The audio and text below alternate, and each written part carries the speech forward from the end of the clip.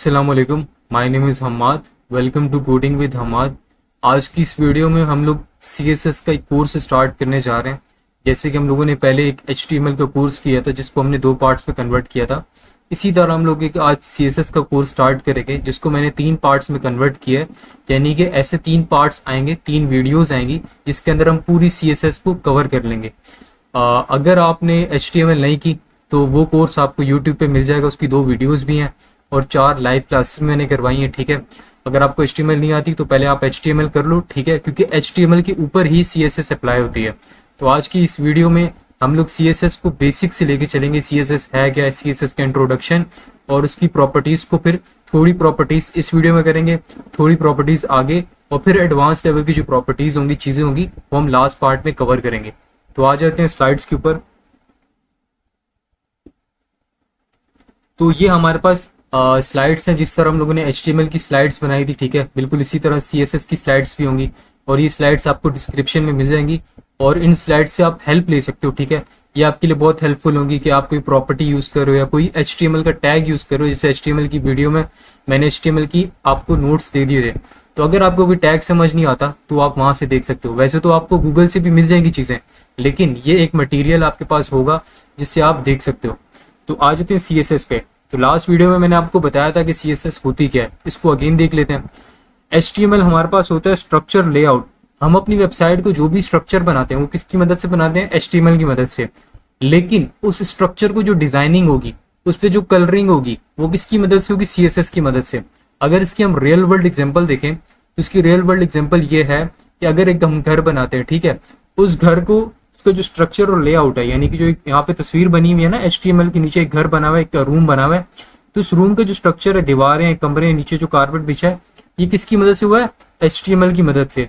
लेकिन आगे आप देखोगे CSS में क्या हुआ, इसमें कलरिंग आ गई और डिजाइनिंग आ गई।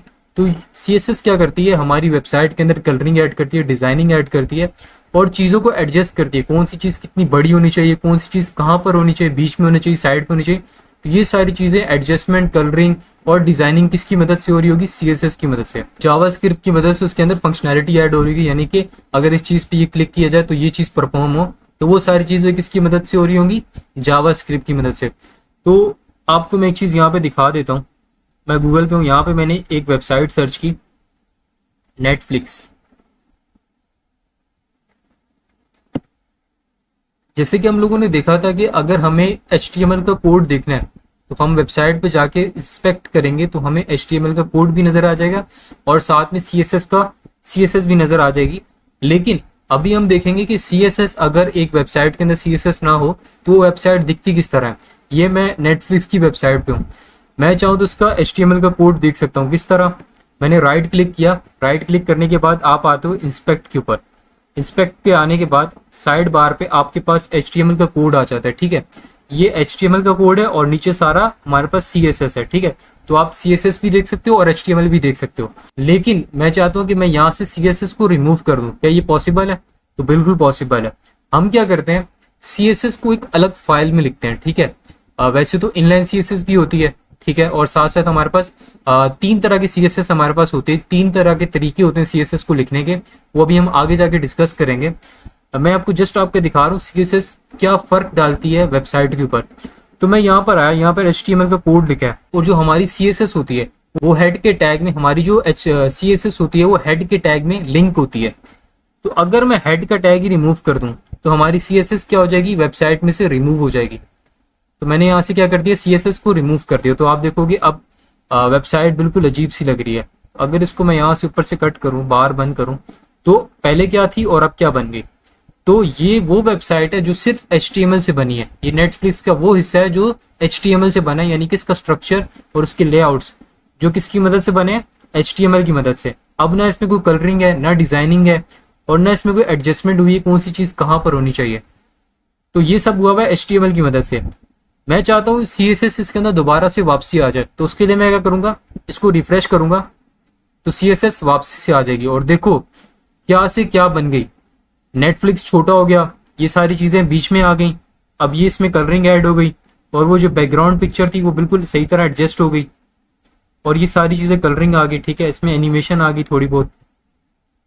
अब ये देखो पहले कैसे थे और अब कैसे हो गए।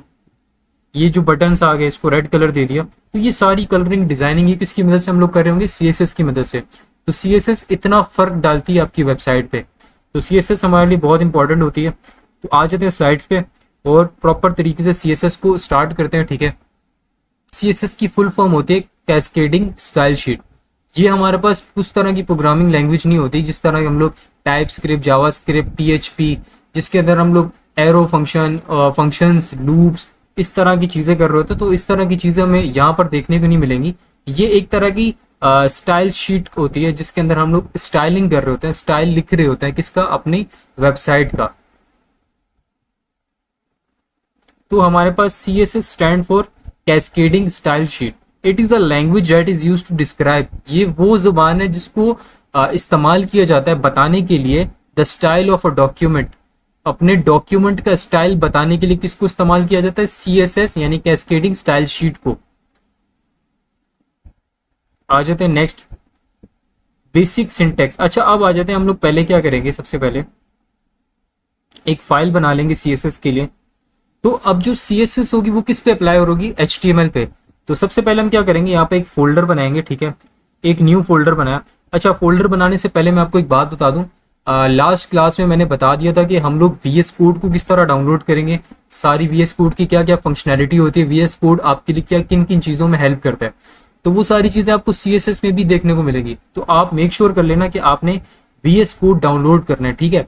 तो मैंने लास्ट क्लास में बताया था VS कोड किस तरह डाउनलोड करना है और बहुत सारी ऐसी एक्सटेंशंस बताई थी। तो वो सारी, अगर आपको कुछ नहीं आता, उन चीज़ों का नहीं पता, HTML का नहीं पता, तो आप पहले HTML को देख लो, HTML के पार्ट्स, उसके बाद CSS के पार्ट्स को देखो। क्योंकि अगर आपको HTML नहीं आती तो CSS आप कर ही नहीं सकते, क्योंकि CSS हमारी HTML पे ही अप्लाई हो रही थी। और साथ साथ हम लोग HTML को भी कवर कर रहे होंगे, लेकिन उस तरह कवर नहीं कर रहे होंगे जिस तरह मैंने पहले कवर करवाया, ठीक है। इसके अंदर जस्ट मैं लिखूंगा टैग और उसके ऊपर स्टाइल अप्लाई करूंगा। पिछले पार्ट्स के अंदर मैंने क्या किया, आपको सारे टैग्स के बारे में, HTML के बारे में, हर चीज़ के बारे में बताया। तो आपको पहले HTML आनी चाहिए, उसके बाद ही आप CSS कर सकते हो। तो सबसे पहले हम क्या करेंगे, एक फोल्डर बना लेंगे, ठीक है। मैंने यहाँ पे एक फोल्डर बनाया, उसको मैं नाम दे देता हूँ CSS कोर्स का। तो अब मैं क्या करूँगा, जस्ट राइट क्लिक करूँगा, मेरे पास ये ऑप्शन आ जाएगा। अब किसी किसी के पास ये ऑप्शन नहीं आएगा यहाँ पे ओपन विद VS कोड। अब इसके अंदर मसला क्या होता है, अब क्या होता है, जब आप VS कोड को डाउनलोड करते हो ना, इंस्टॉल करते हो, तो उसके अंदर आपके पास लास्ट में एक ऑप्शन आता है फिनिश से पहले। तो उसने आप सब बार्स में आपने क्या करना होता है, चेक बॉक्सेस आते हैं, आपको सब कुछ सिलेक्ट करना होता है। कुछ लोग नहीं करते सिलेक्ट, जिसकी वजह से राइट क्लिक करने पर उनके पास ये ऑप्शन नहीं आता ओपन विद कोड। अब आपने क्या करना है, दोबारा से उसको अनइंस्टॉल करो या दोबारा से इंस्टॉल करो। इंस्टॉल करते हुए जो लास्ट में चेक बॉक्सेस आते हैं उन सबको क्या कर दो, क्लिक कर दो, ठीक है। उन सबको सिलेक्ट कर दो। उससे क्या होगा, ये आपके पास ये ऑप्शन आ जाएगा। अगर आपके पास ये ऑप्शन नहीं आता तो आप किस तरह इसको ओपन कर सकते हो, आपने फोल्डर ओपन किया, ऊपर गए, इस बार पे आपने यहाँ पे लिखना है CMD। तो CMD ओपन होगा तो आपने यहाँ पे लिखना है कोड स्पेस और डॉट। इसी फोल्डर की डायरेक्टरी में ये कहाँ ओपन हो जाएगा, VS कोड में। अब मैं इसको एंटर करूंगा तो ये मुझे कहाँ ले जाएगा, VS कोड में ले जाएगा, ठीक है। इन दोनों को हम बंद कर लेते हैं। तो ये मेरे पास VS कोड में क्या हो गया, ओपन हो गया। लास्ट क्लास में मैंने आपको बताया था जो हमारी पहली फाइल बनती है वो बनती है index.html, जो बाय डिफॉल्ट हमारा क्या बन जाता है, होम पेज बन जाता है, ठीक है। तो अभी आप फिलहाल index.html ही लिखो, ठीक है। हम कोई और नाम रख सकते हैं, लेकिन हमें ब्राउजर को बताना पड़ता है कि ये हमारा क्या होम पेज है। फिलहाल हम पहली फाइल बनाएंगे index.html, जिसके ऊपर हम लोग क्या अप्लाई करेंगे, CSS। तो मैंने इंटर किया तो मेरे पास ये क्या हो गया, एक index.html की फाइल बन के आ गई, ठीक है। अब मैंने लास्ट क्लास में बताया था बॉयलर प्लेट कोड। अब जिसको बॉयलर प्लेट कोड का नहीं पता तो वो किस तरह आगे कर सकता है काम, तो इसीलिए मैं आपको बोल रहा था कि आप पहले वो वाला पार्ट देखो, देन आप यहाँ से स्टार्ट करो अगर आपको नहीं पता चीज़ों का। तो बॉयलर प्लेट कोड हमारे पास होता है, Shift 1 दबाओ, एंटर करो।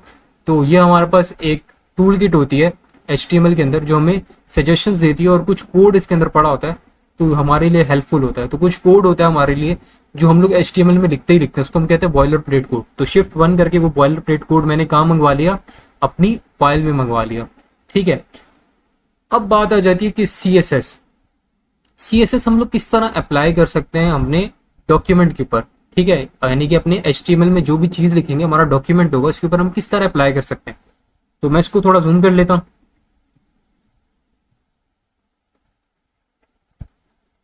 ये मेरे पास आ गया बॉयलर प्लेट कोड, ठीक है। अब मैं चाहता हूँ कि ये मैं देख सकूँ जो भी HTML में लिख रहा हूँ, ठीक है, जो भी अपना वेब पेज बना रहा हूँ उसको मैंने देखना भी तो है किस तरह बन रहा है।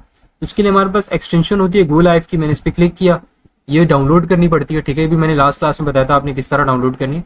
तो ये मुझे ब्राउजर पर लेकर आ गया है, लेकिन अभी ये खाली है। ये खाली इस वजह से है क्योंकि मैंने इसके अंदर कोई HTML लिखी नहीं है। अभी तो मैंने जो लिखा है वो तो हमारा बेसिक कोड होता है जो हमें लिखना ही लिखना है। तो टाइटल मैंने दिया हुआ है जो बार पे शो हो रहा है डॉक्यूमेंट, ठीक है। तो हम इसको दे देते हैं, इसको चेंज करके हम लोग कर लेते हैं CSS कोर्स, ठीक है। अब बॉडी मैंने आपको बताया था, बॉडी के अंदर हमारी वेबसाइट का सारा कंटेंट आता है। तो मैं यहाँ पर एक हेडिंग देता हूँ, ठीक है। हेडिंग में मैं लिखता हूँ कोडिंग विद हम्माद, ठीक है। अब आ जाते हैं हम लोग स्लाइड्स के ऊपर, क्योंकि अब हमारा स्लाइड्स का काम है। स्लाइड्स पे देखते हैं फर्दर क्या बोला। ये हमने देख लिया फुल फॉर्म इसकी क्या होती है। अच्छा, स्टाइल।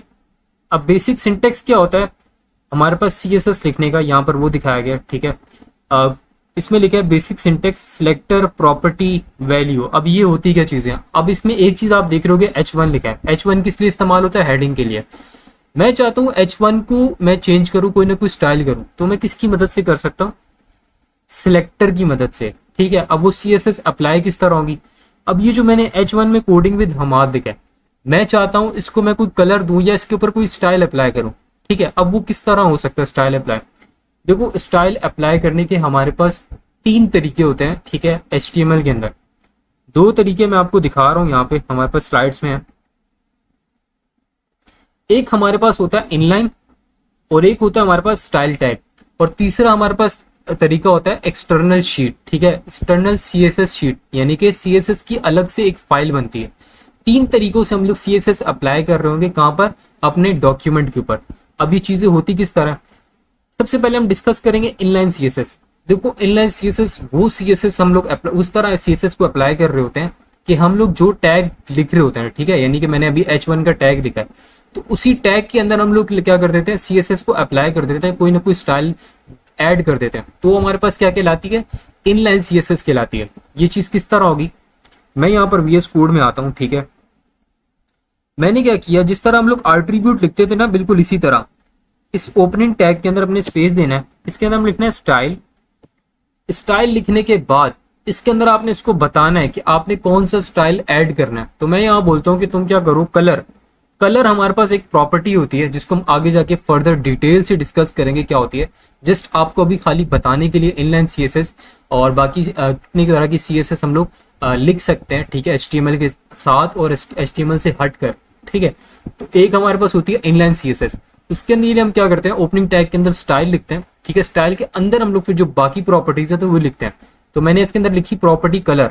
अब कलर की प्रॉपर्टी लिखने के बाद अब मैंने इसको कोई ना कोई कलर बताना है, तो मेरे पास यहाँ पे सजेशंस आ गए। मैंने बोला इसको ब्लू कलर में कर दो, यानी कि मैंने इसको बोला ये जो कोडिंग विद हमाद की जो तुमने हेडिंग लिखी है, इसी के अंदर मैंने CSS अप्लाई की, जिसको हम लोग कहते हैं इनलाइन CSS, और उसको मैंने बोला इसका कलर क्या कर दो, तुम ब्लू कर दो। तो अगर अब मैं आता हूँ यहाँ पर, तो इसका कलर क्या हो गया, ब्लू हो गया। तो जब भी आप HTML टैग के साथ स्टाइलिंग करते हो तो उसको हम लोग क्या कहते हैं, इनलाइन CSS कहते हैं, ठीक है। तो ये चीज आपको पता होनी चाहिए। अब आ जाते हैं नेक्स्ट, ये तो इनलाइन CSS हो गई। अब आगे स्टाइल टैग। अब ये स्टाइल टैग क्या होता है, देखो अब मैंने आपको बताया ना 3 तरह की CSS आप लिख सकते हो। एक होती है इनलाइन CSS, एक होती है एक्सटर्नल शीट जो होती है CSS की अलग से एक फाइल बनाते हो, और एक होती है स्टाइल का टैग। हमने ऊपर भी स्टाइल की तरह एक तरह का एट्रीब्यूट इसको समझ लो, ठीक है, हमने इस्तेमाल किया था, लेकिन ये स्टाइल का टैग कहां पर इस्तेमाल होगा, ये स्टाइल का टैग हम लोग इस्तेमाल करेंगे। मैं चाहता हूं इसको मैं यहाँ पर इनलाइन CSS ना करूं, मैं नहीं चाहता कि मैं यहाँ पर टैग के साथ CSS लिखूं, मैं चाहता हूं उसकी मैं अलग से CSS लिखूं। तो उसके लिए हम क्या कर सकते हैं, यहाँ ऊपर आएंगे टाइटल पे, हेड के टैग के अंदर, हेड के टैग के अंदर हम एक टैग लिखेंगे स्टाइल। आपको सजेशन में भी शो हो गया होगा स्टाइल। अब ये स्टाइल का टैग करता क्या है, देखो स्टाइल का टैग हेड के अंदर हम लिख के बताते हैं कि इसके अंदर हम लोग क्या कर रहे हैं, CSS अप्लाई कर रहे हैं किस पर, HTML के टैग्स के ऊपर। तो मैंने यहाँ पर टैग लिख दिया। अब इसको पता चल गया कि इस टैग के अंदर सिर्फ क्या हो रहा होगा, CSS अप्लाई हो रही होगी कहाँ पे, डॉक्यूमेंट के ऊपर। तो मैंने नीचे क्या लिखा था, H1, तो मैं यहाँ लिखूंगा H1, ठीक है। ये हमारे पास क्या होता है, एक सिलेक्टर होता है, ठीक है। जिस तरह अब ये मैं आपको दिखा देता हूँ यहाँ पे, ये हमारे पास होता है एक सिलेक्टर। अब ये सिलेक्टर क्या होता है, एलिमेंट सिलेक्टर, यानी कि यहाँ पर मैंने क्या किया, H1 एलिमेंट था ना नीचे, जिसके अंदर मैंने कोडिंग विद हमाद दिखा था, एक H1 टैग था मेरे पास, उस टैग के ऊपर मैंने अप्लाई करना है। तो उस टैग का मैंने नाम लिखा जिसको हम लोग कहते हैं एलिमेंट सेलेक्टर, ठीक है। इस एलिमेंट को मैंने सेलेक्ट किया, कर्ली ब्रेसेस लगाई, उस कर्ली ब्रेसेस के अंदर अब मैं क्या कर सकता हूँ, स्टाइल अप्लाई कर सकता हूँ। अब मैंने इसके अंदर लिखा कलर, ठीक है, और वही मैंने इसको क्या कह दिया, ब्लू। तो पहले कैसे हम लोग कर रहे थे और आप कैसे कर रहे हैं, तो मैं यहाँ दोबारा से भी लिख देता हूँ नीचे, स्टाइल, यहाँ पे स्टाइल लिखा, यहाँ पे कलर लिखा और इसको कर दिया ब्लू। अब देखो दोनों में फर्क है। इसको हम लोग क्या करते हैं, इसको हम लोग किसकी मदद से लिखते हैं, सिलेक्टर की मदद से। अब इस स्टाइल के टैग को पता चल गया कि इसके अंदर क्या आएगा, सिर्फ CSS आएगी। तो CSS लिखने का अलग से तरीका ये होता है कि जिस पर भी आपने अप्लाई करनी है उस टैग का नाम और कर्ली ब्रेसेस और उसके अंदर जो भी प्रॉपर्टी आप अप्लाई करना चाहते हो वो लिख देते हो। लेकिन इनलाइन CSS में क्या होता है, आप स्टाइल लिखते हो और इज इक्वल्स टू डालते हो, उसके बाद इन्वर्टेड कॉमास में आप प्रॉपर्टी करके लिख देते हो। तो वो चीज कहां पर अप्लाई होती है, सिर्फ उसी के अंदर अप्लाई होती है, H1 के अंदर। यहां पर क्या होगा, आपने जितनी भी H1 बनाया उस सब पर क्या हो जाएगा, ये स्टाइल अप्लाई हो जाएगा। अभी आपको मैं एग्जांपल देता हूं एक, फिलहाल मैं इसको क्या कर रहा हूं, कमेंट कर रहा हूं, ठीक है। मैंने इसको कॉपी किया, ठीक है, इंटर किया, इसके अंदर से मैं क्या कर देता हूं, स्टाइल को खत्म कर देता हूं। अब जब मैं आऊंगा यहां पे, तो यहां क्या हुआ, कोडिंग विद हमाद, और नीचे क्या हुआ, ब्लैक में आ गया। बाय डिफॉल्ट हमारी जो HTML जो हमें डॉक्यूमेंट लिख कर देती है वो किस कलर में होता है, ब्लैक कलर में होता है, ठीक है। तो उसका कलर ब्लैक होता है। तो ऊपर वाले में तो मैंने क्या किया, CSS अप्लाई कर दी। तो इनलाइन CSS क्या करती है, ये सिर्फ उसी चीज को चेंज करती है जिसके अंदर हमने स्टाइल अप्लाई किया हो, यानी कि दोनों तो H1 सेफ है, तो उसने दूसरे H1 को चेंज नहीं किया। तो इनलाइन CSS क्या करती है, सिर्फ उसी चीज को चेंज करती है जिसमें आपने इसको अप्लाई किया हो। तो अब लेकिन यहां पर आपको ये बताने का मकसद क्या था, अगर मैं इस इनलाइन CSS को हटाऊं और ऊपर आऊं, अगर इसको मैं अनकमेंट करूं, तो अब क्या होगा, अब ये दोनों ब्लू हो गए। क्यों ब्लू है, क्योंकि मैंने CSS जब अलग से लिखी उसके अंदर मैंने इसको बताया, एलिमेंट बताया कि ये मेरा एलिमेंट है H1 का, इसको तुम क्या करो, चेंज कर दो। इसको जितने भी H1 मिलेंगे अब उसका सबका कलर क्या कर देगा, ब्लू कर देगा।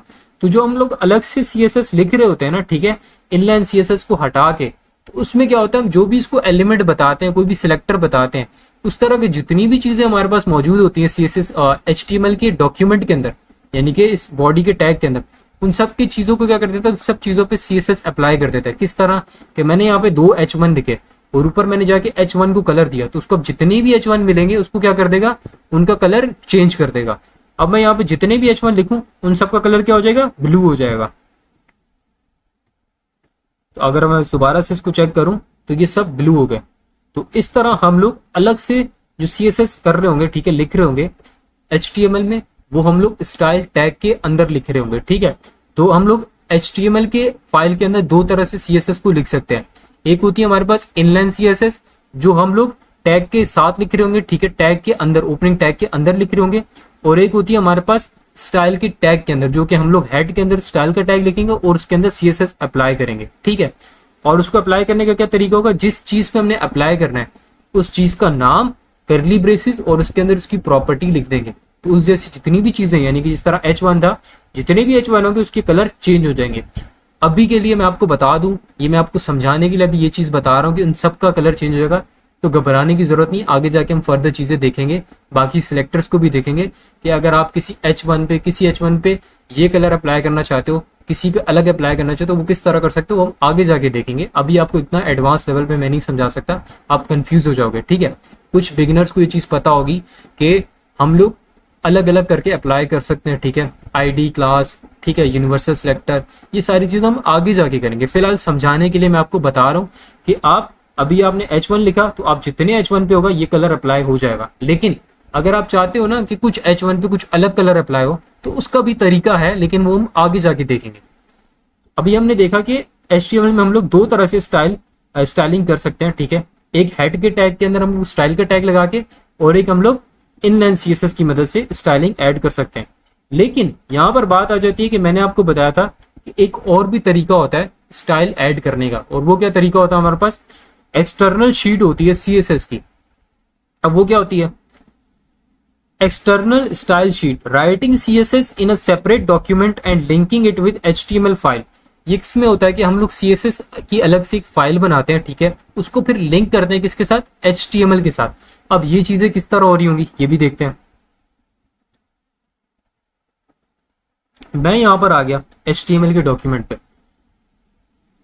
अब इसको करने के दो तरीके हैं। अब मैं बहुत सारे स्टूडेंट्स की मैंने ये गलती देखी है, ठीक है, हमारे ग्रुप में भी ये गलती दिखाते हैं। एक एरर आता है उनके पास, जो बिल्कुल बिगनर्स होते हैं ना, जिनको नहीं आता कुछ भी, तो वो क्या करते हैं, यहाँ पर आते हैं, वो यहाँ पर एक फाइल बनाते हैं, ठीक है। यहाँ पे मैं लिखता हूँ यहाँ पे लिखते हैं style.css। यहां तक तो उनका काम बिल्कुल ठीक था। अब उन्होंने इसको क्या करना है, लिंक करना है, ठीक है। अब लिंक किस तरह करते हैं, अब उन्हें नहीं पता कि अब वो यहाँ पर आए, हम लोग हेड के अंदर इसको लिंक करते हैं। ये चीज़ आपको पता होनी चाहिए। आप टाइटल के बाद भी लिख सकते हो, टाइटल से पहले भी लिख सकते हो। तो मैं इसको टाइटल से पहले लिख लेता हूँ, ठीक है। मैंने यहाँ पे लिखा लिंक, सही है। इस लिंक के अंदर मैंने क्या किया, एक रेल, ये हमारे पास होता है रिलेशन, यानी कि इसका रिलेशन किसके साथ होना चाहिए। तो मैं यहाँ पे लिखता हूँ स्टाइल शीट, यानी कि स्टाइल शीट के साथ इसका रिलेशन होना चाहिए। और इसके अंदर एक और एट्रीब्यूट देते हैं href, यानी कि इसको लिंक किसके साथ करना है, इसको लोकेशन दो। अब उनकी गलती ये होती है, वो करते हैं डॉट स्लैश डाल देते हैं। यहाँ पे उन्हें ये चीज तो मिल गई, ठीक है। अब देखो मैं यहाँ पे क्लिक करूंगा तो वो मुझे यहाँ पर लेकर आ गया। इसका मतलब मैंने इसको लिंकिंग बिल्कुल ठीक की। लेकिन समटाइम्स कुछ लोग क्या गलती कर रहे होते हैं,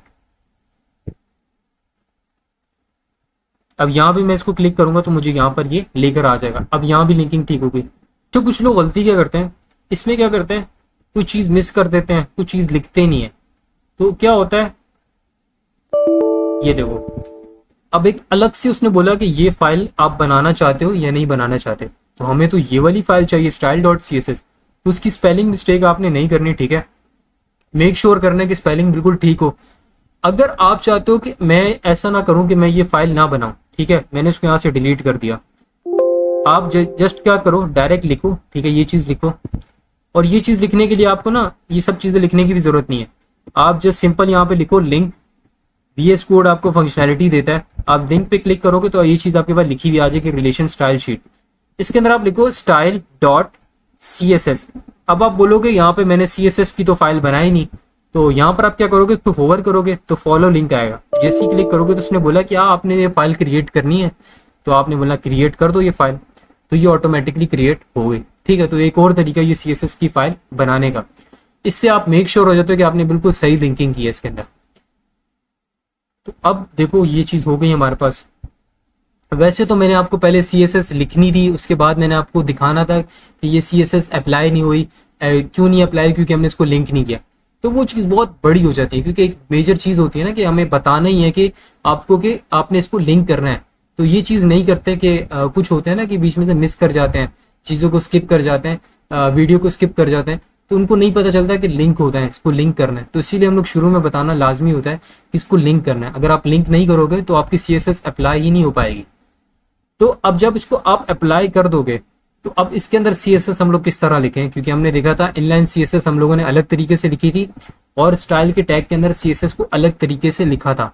तो अब इसके अंदर किस तरह लिखें, तो इसमें कंफ्यूजन की कोई बात नहीं। जिस तरह हम लोगों ने स्टाइल के टैग के अंदर CSS अप्लाई की थी, बिल्कुल इसी तरह यहाँ पर भी हम लोग CSS को लिखेंगे। किस तरह, जैसे मैंने वहाँ H1 लिखा था, एलिमेंट सिलेक्टर था हमारा, और उसके अंदर कलर अप्लाई किया था, कलर की प्रॉपर्टी लगा के। तो बिल्कुल इसी तरह हम लोग CSS की एक्सटर्नल शीट जो होगी, अलग से जो फाइल बनाएंगे, उसके अंदर भी हम लोग इसी तरह लिख रहे होंगे CSS को, ठीक है। तो स्टाइल के टैग के अंदर और अलग से जो फाइल बनेगी उसके अंदर सेम तरह से CSS को हम लिखेंगे। अब आप देखोगे यहाँ पे मैंने कुछ लिखा हुआ नहीं है, तो मैं यहाँ बॉडी में लिख लेता हूँ H1, इसके अंदर मैं लिख लेता हूँ हमाद, ठीक है। तो मैंने यहाँ पे H1 को कलर दे दिया ब्लू। अब मैं आगे देखूंगा तो यहाँ पर क्या हो गया, यहाँ पर अच्छा यहाँ पूरा नहीं लिखा मैंने, तो यहाँ पर ये CSS मेरी अप्लाई हो गई। तो ये 3 तरीके थे हमारे पास CSS को लिखने के, एक इनलाइन, एक था स्टाइल का टैग, जो हम लोग हेड के अंदर स्टाइल का टैग बनाएंगे, उसको बताएंगे कि स्टाइल के टैग के अंदर क्या लिख रहे हैं हम लोग CSS, तो उसको पता चल जाएगा जब स्टाइल का टैग आएगा, उसको पता चल जाएगा इसके अंदर हम क्या लिख रहे हैं, CSS लिख रहे हैं।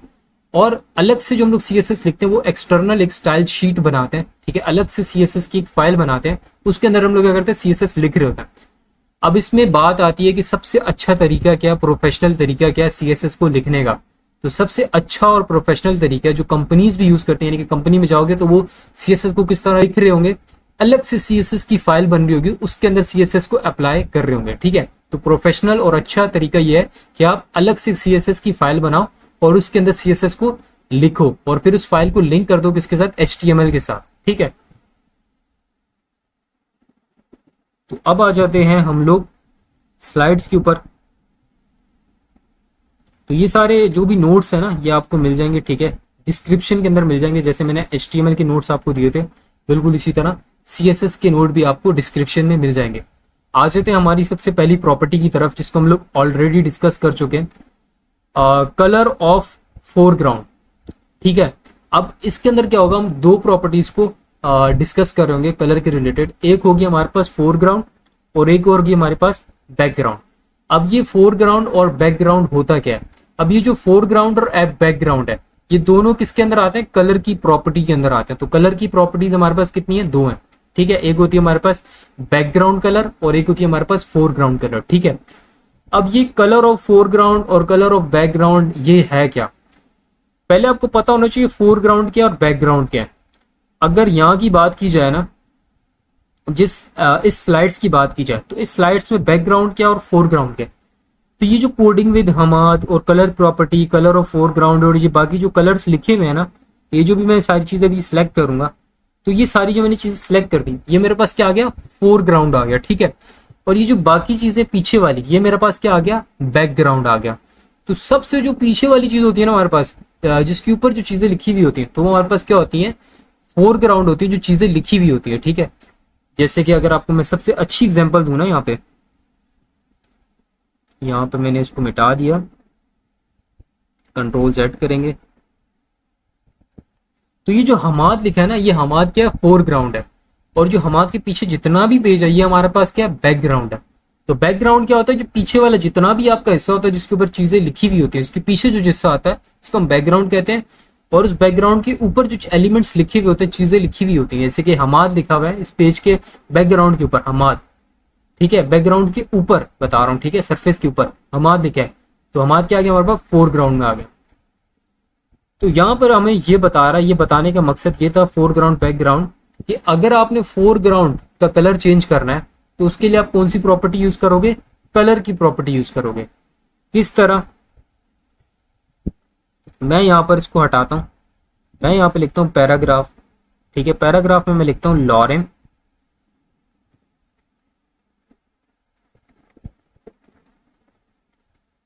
ठीक है। मैंने यहाँ पे क्या कर दिया, एक पैराग्राफ लिख दिया।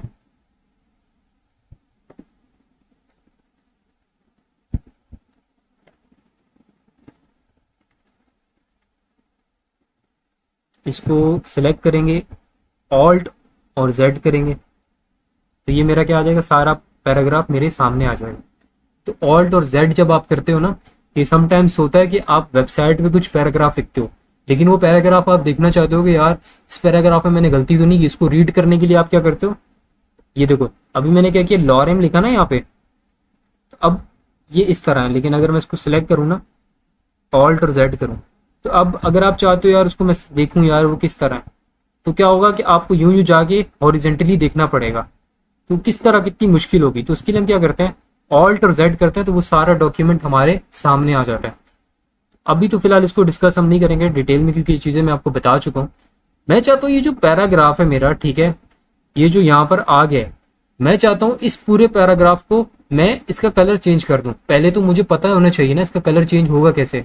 तो यहाँ पर अगर हम स्लाइड्स में देखें, स्लाइड्स में हमें उसने बताया है कि फोरग्राउंड यानी कि जो भी चीज आपकी फोरग्राउंड यानी कि फोरग्राउंड पे होगी, तो ये चीज हमारी कहाँ पर है, ये जो हमारा लिखा हुआ है ये डॉक्यूमेंट, ये कहाँ पे लिखा है, फोरग्राउंड पे लिखा है, यानी कि ये बैकग्राउंड पे तो नहीं है, ये सरफेस के ऊपर है। तो ये हमारे पास किस में आ गया, फोरग्राउंड में।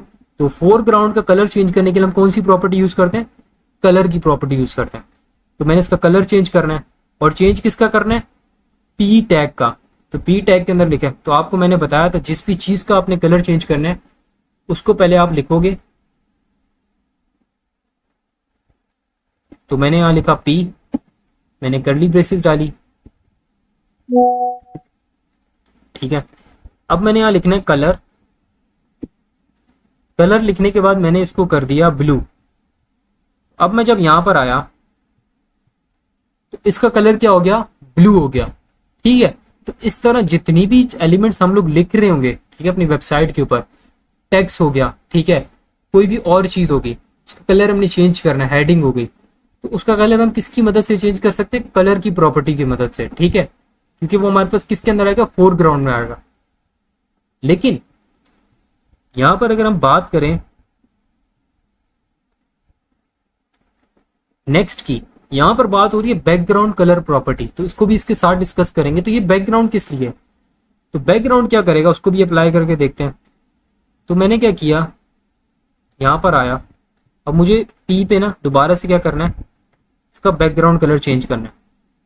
तो बैकग्राउंड कलर लिखा, क्योंकि मुझे उसने यहाँ पर क्या बताया कि आपको जब बैकग्राउंड कलर करना है तो आप क्या करोगे, बैकग्राउंड कलर की प्रॉपर्टी लिखोगे। यहाँ पे जैसे लिखा है ना बैकग्राउंड कलर, तो ये लिखोगे बैकग्राउंड कलर लिखा, इसको मैं दे देता हूं ग्रीन। लेकिन अब आप देखोगे मैंने दो जगह पी लिखा है, ऊपर भी पी लिखा है, नीचे भी पी लिखा है।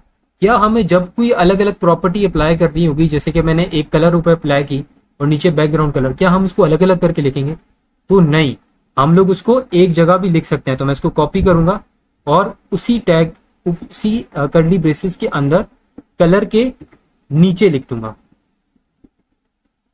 तो ऐसे होगा कि हम लोग जिस भी चीज भी टैग के ऊपर जो भी अलग अलग प्रॉपर्टी लिखनी है, इसको अलग अलग करके नहीं लिखेंगे, एक ही उस कर्ली ब्रेसेस के अंदर उस सारी प्रॉपर्टीज को हम लिख सकते हैं।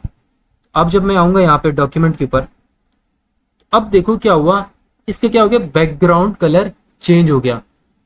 तो बैकग्राउंड क्या था, इस पी का बैकग्राउंड क्या था, इस पी में क्या था, इस पी का ये जो पैराग्राफ जितनी भी लाइनों में ये लिखा है, तो वो उसका क्या है, बैकग्राउंड है। तो उसके बैकग्राउंड के कलर को चेंज करने के लिए हम किस प्रॉपर्टी का यूज करेंगे, हम लोग बैकग्राउंड कलर प्रॉपर्टी का यूज करेंगे। लेकिन अगर जो डॉक्यूमेंट हमने लिखा है, जिसको हम लोग कहते हैं कि फोरग्राउंड सर्विस पे, उसका कलर हमने चेंज करना है, तो हम कौन सी प्रॉपर्टी को यूज करेंगे, कलर की प्रॉपर्टी को यूज करेंगे। तो बैकग्राउंड कलर को मैं आपको और अच्छा तरीका बताता हूं। मैंने लिखा बॉडी, अब आपको पता है बॉडी पूरी जितना भी वेब पेज होता है हमारा बॉडी में आता है। तो बॉडी का अगर बैकग्राउंड कलर में चेंज कर दूं तो बॉडी के अंदर तो हमारा पूरी वेबसाइट आ जाएगी। तो उसका अगर मैं बैकग्राउंड कलर चेंज कर दूं, उसको मैं कर दूं एक्वा, तो ये क्या कर देगा, पूरी जितना भी मैंने पूरी वेबसाइट का जो बैकग्राउंड कलर है उसको क्या कर दिया, ये चेंज कर दिया। क्यों, क्योंकि मैंने ये जो बैकग्राउंड कलर किस पे अप्लाई किया, बॉडी पे अप्लाई किया। तो बॉडी के अंदर ही हमारे सारे टैग्स आ रहे होंगे, तो जितने भी टैग्स होंगे उनका बैकग्राउंड कलर क्या हो जाएगा, जो भी हमने इसके अंदर दिया है, ठीक है। जैसे कि मैंने यहाँ पे दिया है एक्वा, ठीक है। तो दो तरह की हम लोग कलरिंग होती है हमारे पास, एक होती है बैकग्राउंड कलर, ठीक है, और एक होती है हमारे पास फोरग्राउंड कलर। यानी कि जो भी एलिमेंट आप लिख रहे होगे वेबसाइट के ऊपर, उसका कलर चेंज करना है तो आप कलर की प्रॉपर्टी यूज करोगे, और उसके बैकग्राउंड, उसके पीछे का कलर आपने चेंज करना है तो बैकग्राउंड प्रॉपर्टी को यूज करोगे, बैकग्राउंड कलर प्रॉपर्टी को, ठीक है। तो ये थी हमारे पास दो तरह की कलर प्रॉपर्टी थी, एक थी हमारे पास फोरग्राउंड कलर प्रॉपर्टी, ठीक है, और एक थी हमारे पास बैकग्राउंड कलर प्रॉपर्टी। अब आ जाते हैं कलर सिस्टम के ऊपर।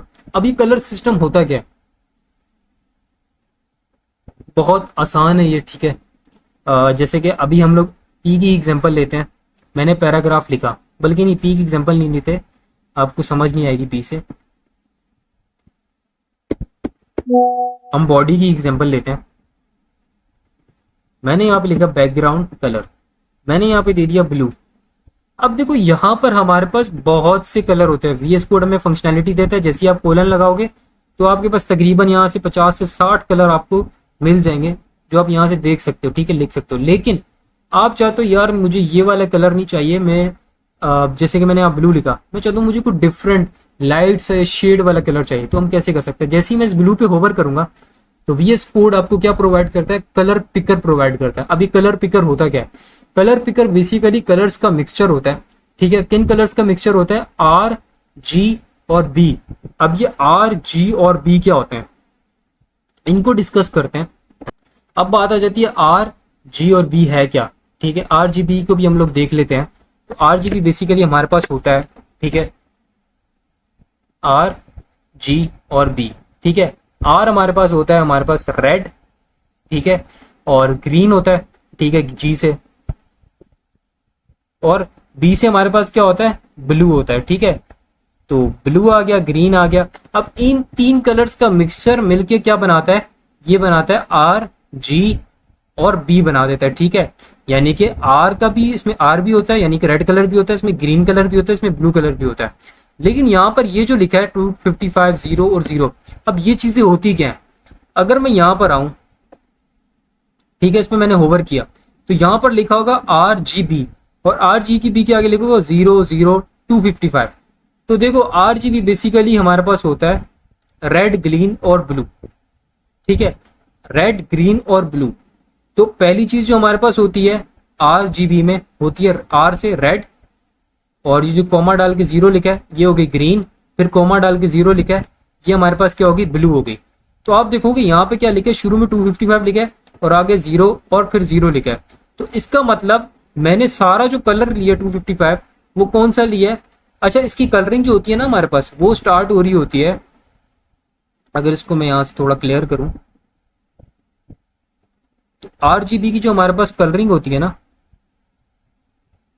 ठीक है, तो मैंने यहां पर लिखा R, G और B। तो अगर यहां पे मैं डालूं, ठीक है, 255, तो ये 255 इसका है 0 और ये 0, तो ये B का है और ये ग्रीन का है। तो ये सारा रेड कलर जो मैंने लिया है 255, ये किसका लिया है? इसका लिया है, रेड का लिया है। और ये जो ग्रीन से मैंने 0 लिया और B से भी मैंने क्या कर दिया? 0 ले लिया। लेकिन ये 255 है क्या, और ये रेंज किस तरह हमें पता चलेगी कि कलर की रेंज कितनी होती है? तो बेसिकली R, G और B की जो रेंज होती है ना, वो 0 से लेके 255 तक होती है, ठीक है। तो 0 से लेके 255 तक आप कलर की रेंज लिख सकते हो, बता सकते हो कि इस कलर को इतने % तुमने उठाना है। तो अगर यहां पर हम देखें तो यहां पर ये हमने ब्लू कलर लिया, पूरा का पूरा ब्लू कलर लिया। तो यहां पर क्या लिखा है? RGB 0 0 और 255। तो पहला था रेड, रेड हमने 0 लिया, दूसरा है ग्रीन, ग्रीन में हमने 0 लिया, तीसरा क्या लिखा है? 255, यानी कि हमने सारा का सारा कौन सा ले लिया? ब्लू ले लिया। अगर इस 255 को, इसको मैं चेंज करूं, अगर इस 255 को मैं चेंज करूं, ठीक है, इस 255 को 25 कर दूं, या इसके अंदर मैं 100 कर दूं, तो क्या होगा?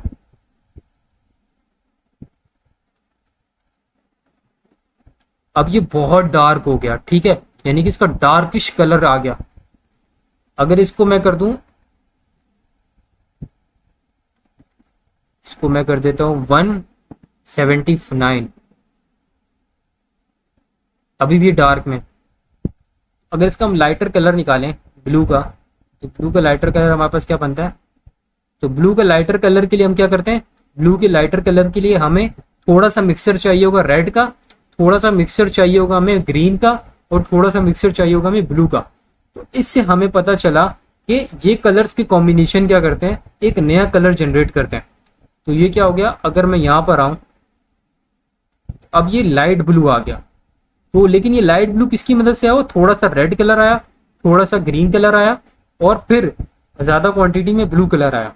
लेकिन यहाँ अगर आप मैं आपको दिखाऊं, यहाँ पे आप देख रहे होगे ये रेड है, ये ग्रीन है, और ये ब्लू है। लेकिन इनके दरमियान में कुछ कलर्स हैं, इनके दरमियान में वो कलर्स हैं जो इनके साथ मिलके बनते हैं। जैसे कि ब्लू और रेड है, तो ब्लू और रेड से मिलके कौन सा कलर बनता है? पिंक। और ये ग्रीन और रेड से मिलके कौन सा कलर बन गया? येलो। और ये ब्लू और ग्रीन से मिलके क्या बन गया, ये पिंक बन गया, ये ब्लू बन गया, लाइट ब्लू जो मैंने अभी आपको दिखाया। अगर मैं रेड और ब्लू को सिर्फ मिलाऊं तो क्या होगा, तो मैं अगर रेड को कर देता हूँ 180 और बीच में से मैं ब्लू को इसको मैं क्या कर देता हूँ 0 कर देता हूँ, तो अब देखो कलर ही बिल्कुल चेंज हो गया। तो यहाँ पर क्या था, अगर मैं रेड को और ग्रीन को मिलाता हूँ तो ये येलो आएगा। तो बिल्कुल किसी तरह मैंने रेड और ग्रीन को मिलाया तो क्या आ गया मेरे पास, ये RGB में येलो आ गया। ठीक है, तो अब ये दो किन कलर्स का मिक्सचर है, ये ग्रीन का और रेड का मिक्सचर है। इसमें आप क्या कर सकते हो, कलर को चेंज कर सकते हो, कलर की क्वांटिटी ऊपर नीचे करके। अब 3 कलर आपके पास, रेड है, ग्रीन है, ब्लू है। अब इनको थोड़ा थोड़ा यूज करके एक नया कलर आप बना सकते हो। ठीक है, जैसे कि अभी देखो RGB कम हो रहा है। ठीक है, अगर मैं ग्रीन में जाऊं तो ग्रीन की तो क्वांटिटी ज़्यादा ही आएगी ना, और इसमें देखो अब इसमें रेड की ज़्यादा रहेगी। ठीक है, अभी तीनों इक्वल आ गए कलर। तो अब ये क्या बन गया, थोड़ा थोड़ा ग्रे बन गया, लाइटर कलर हो गया। तो इस तरह आप लोग क्या कर सकते हो, कलर्स को नया कलर जनरेट कर सकते हो, किसकी मदद से, RGB की मदद से। तो ये एक कलर पिकर होता है। ठीक है, जो आपको ऑलरेडी VS कोड क्या कर देता है, प्रोवाइड कर देता है। ठीक है, तो इसमें आपको कोई चीज़ याद करने की जरूरत नहीं है।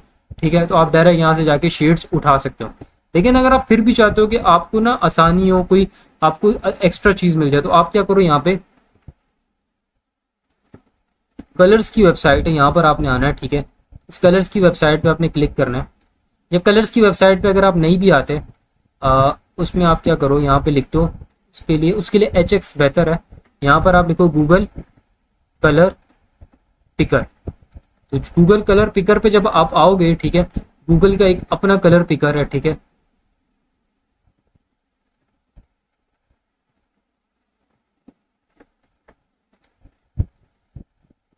आपको यहाँ पे क्या हो रहा है, शेड्स आ रहे हैं। ठीक है, अब इन शेड्स, जब आपको जो शेड पसंद आ गया, मुझे जैसे कि अभी ये शेड पसंद आ गया, तो आपने जस्ट क्या करना है, इस RGB को कॉपी करना है। ठीक है, जस्ट आपने RGB को यहाँ से कॉपी किया और यहाँ पे ला के ये कोड में क्या कर दिया, कलर में पेस्ट कर दिया। अभी ऐसा नहीं है कि आप इसको सिर्फ बैकग्राउंड कलर पे कर सकते हो, इसको आप फोरग्राउंड पे भी कर सकते हो। ठीक है, तो अब जब मैं यहाँ पर आऊंगा, इसका कलर चेक करूंगा, तो कलर चेंज हो चुका होगा। तो ये था आपके पास कलर पिकर। ठीक है, ये कितने का कॉम्बिनेशन होता है, 3 चीजों का कॉम्बिनेशन होता है, रेड, ग्रीन और ब्लू कलर का। ठीक है, अब आ जाते हैं नेक्स्ट। एक था हमारे पास कलर पिकर में, कलर सिस्टम में RGB, और कलर सिस्टम में हमारे पास एक और चीज आती है। वैसे तो आगे भी चीजें और भी होती हैं, लेकिन उनको हम डिस्कस नहीं करेंगे। हम इन्हीं 2 चीजों को डिस्कस करेंगे, RGB को और हेक्स को। अब हेक्स से हमारे पास क्या होता है, हेक्साडेसिमल भी है। ठीक है, अब ये हेक्स है क्या और ये हेक्साडेसिमल क्या होता है, अगर मैं आपको यहां से बताऊं, हेक्स हमारे पास क्या हो गया, 6 साइड्स आ गई। ठीक है, और डेसिमल क्या होता है हमारे पास, डेसिमल होता है हमारे पास 0 से लेके 9 तक। ठीक है, अब आपने यहां से एक चीज को बड़े गौर से समझना है।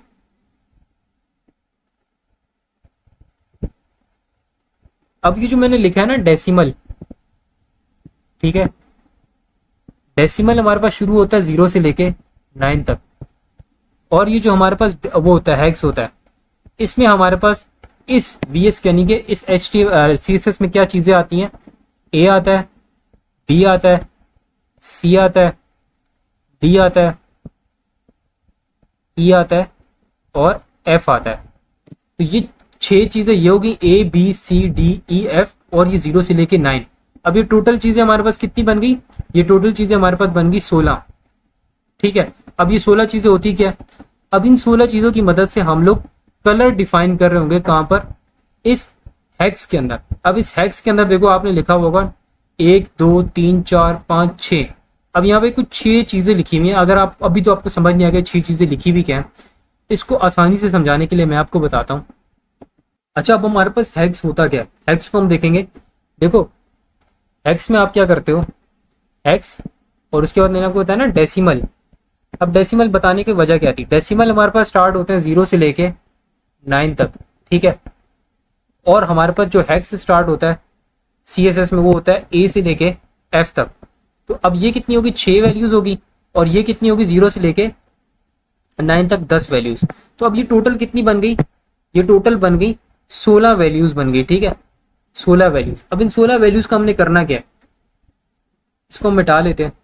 मैंने जैसे आपको बताया था ना कि आप कलर की क्वांटिटी आप बता सकते हो RGB में, ठीक है कैसे, जैसे कि मैंने RGB में लिखा कलर, ठीक है मैंने यहाँ पे लिखा 255 और इसको मैंने 0 दे दिया, इसको मैंने 0 दे दिया।